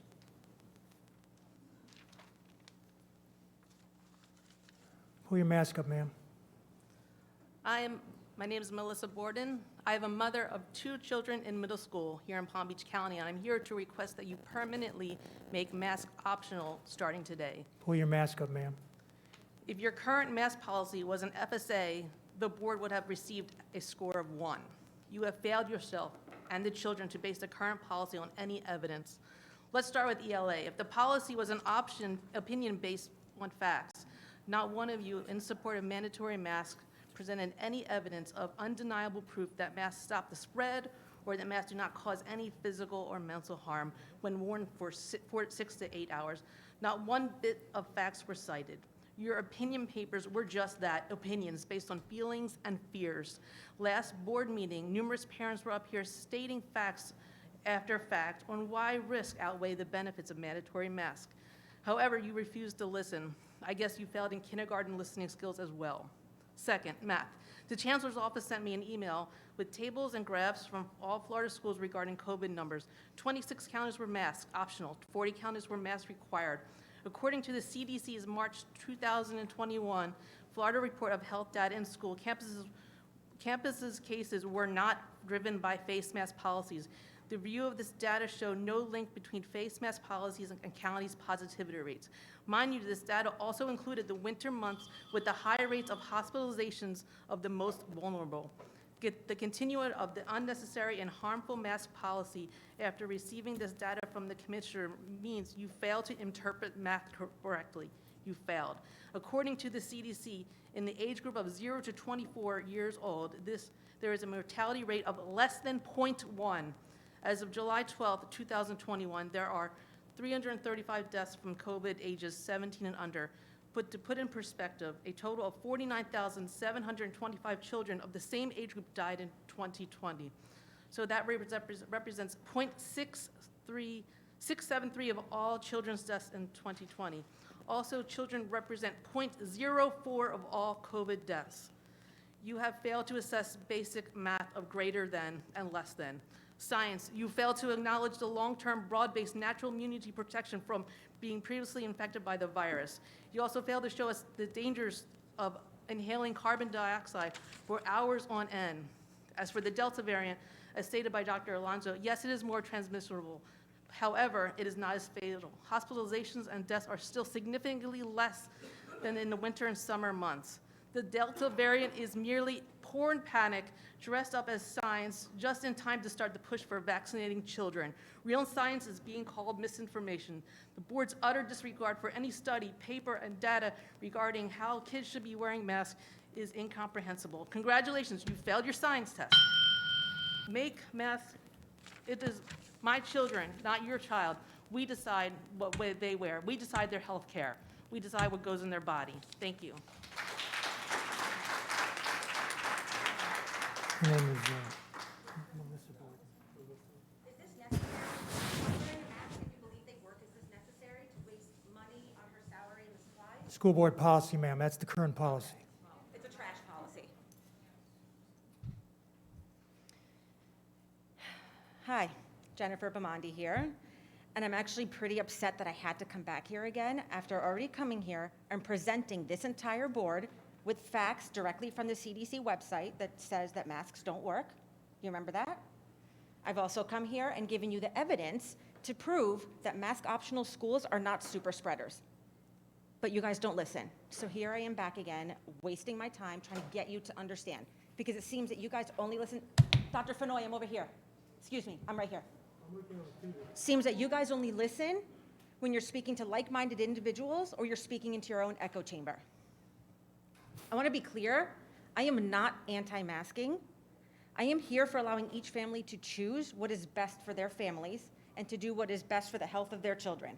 And quite frankly, if this board actually cared about children and their health, you would reevaluate what you feed them every day, you would give them more outside time, and you would get rid of the Chromebooks out of the classrooms. That's what you would do if you actually cared about the kids. I'm here to remind you that on your organizational chart, I am at the top of the board. I'm the top, not you. I do not co-parent with you. I make the decisions for my children, not you. So I want to be clear about my next statement.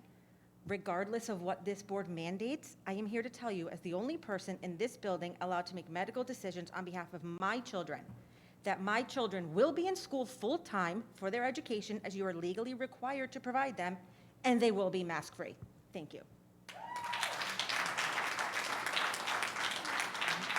Jessica Martinez, Angelique Contreras, Greg Labad.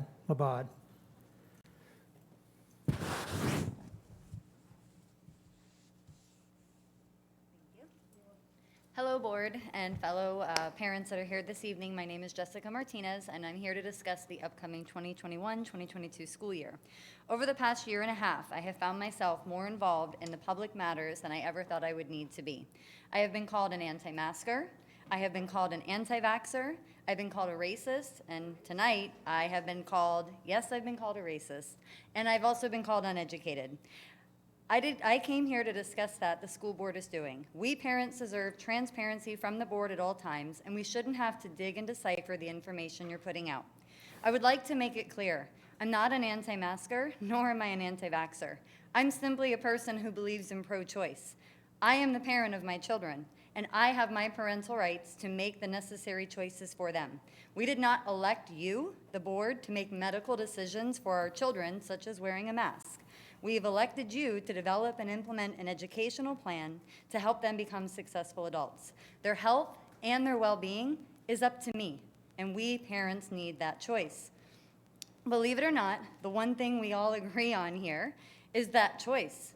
Our healthy children should not be forced to wear a mask, and our healthy children should not be bullied into believing they're gonna kill somebody for breathing. The idea that they're gonna catch COVID and die is ridiculous, and it's harsh, and it's not true.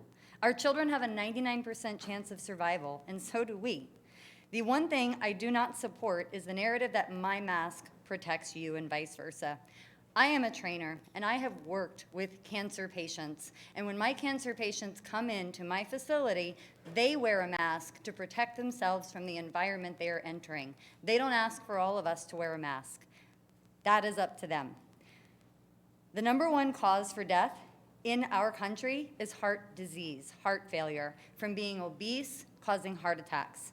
When I go grocery shopping, I can see people buying bulk junk foods, sodas, candies, you name it, and I look into their carts, and then they're gonna give it to their children. I wanna scream and tell them that they're being a bad parent, and they're gonna lead their children into a life of health problems and obesity, and worse, even death. But you know what? That's none of my business. They're the parent, they're making the choice. So why is this any different? These are my children, they're my choice. We do not have a healthcare system in this country. We have a sick care system. My son came home from school and he caught a virus several years ago. That led to pneumonia. That pneumonia, I didn't call the school and hold them responsible. I didn't call the parent and say, "You almost killed my child." No, I handled my child and I got him better so he would be stronger and build his immunity. We deserve choice. We do not want a mask mandate. Give us parents the right to choose what we feel is right for our children. If the mask works, then those sending their kids to school in a mask should be fine against mine without one. Thank you for your time.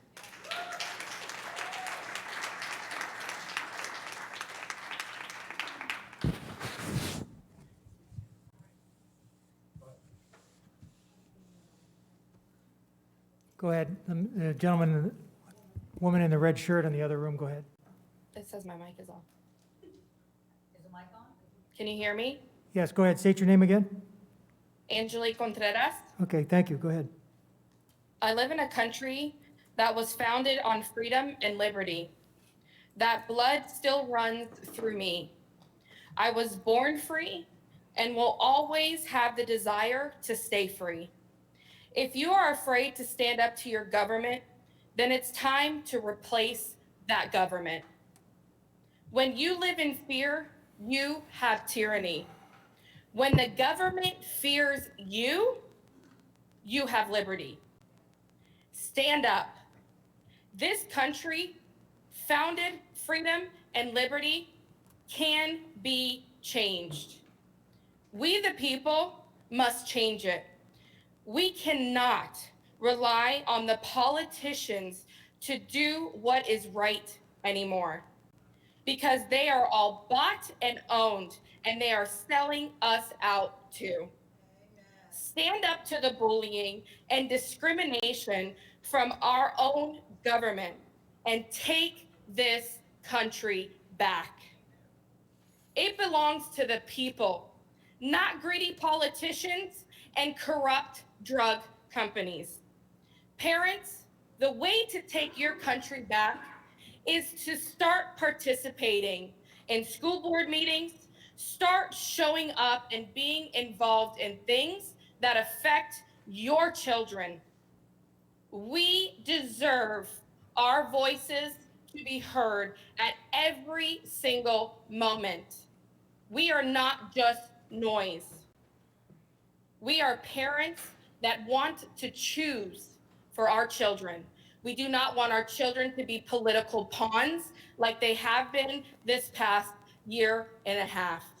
We need to know the policies that are being made, and we need to be involved every single step. Every single step. We will know what is going on behind closed doors because we are there and we are involved. We will be silent no more. You do not get the chance to do anything behind our backs anymore. No, you don't. We are sick and tired of the corruption and the lies and the division that this county is creating. We are coming, and we are coming to take your jobs. We are moving you out of the way. All right. This country belongs to us. My family fled communism in Cuba, and I will not allow that same oppressive government to rule America. Absolutely not. Parents, it's time to stand up, and the time is right now.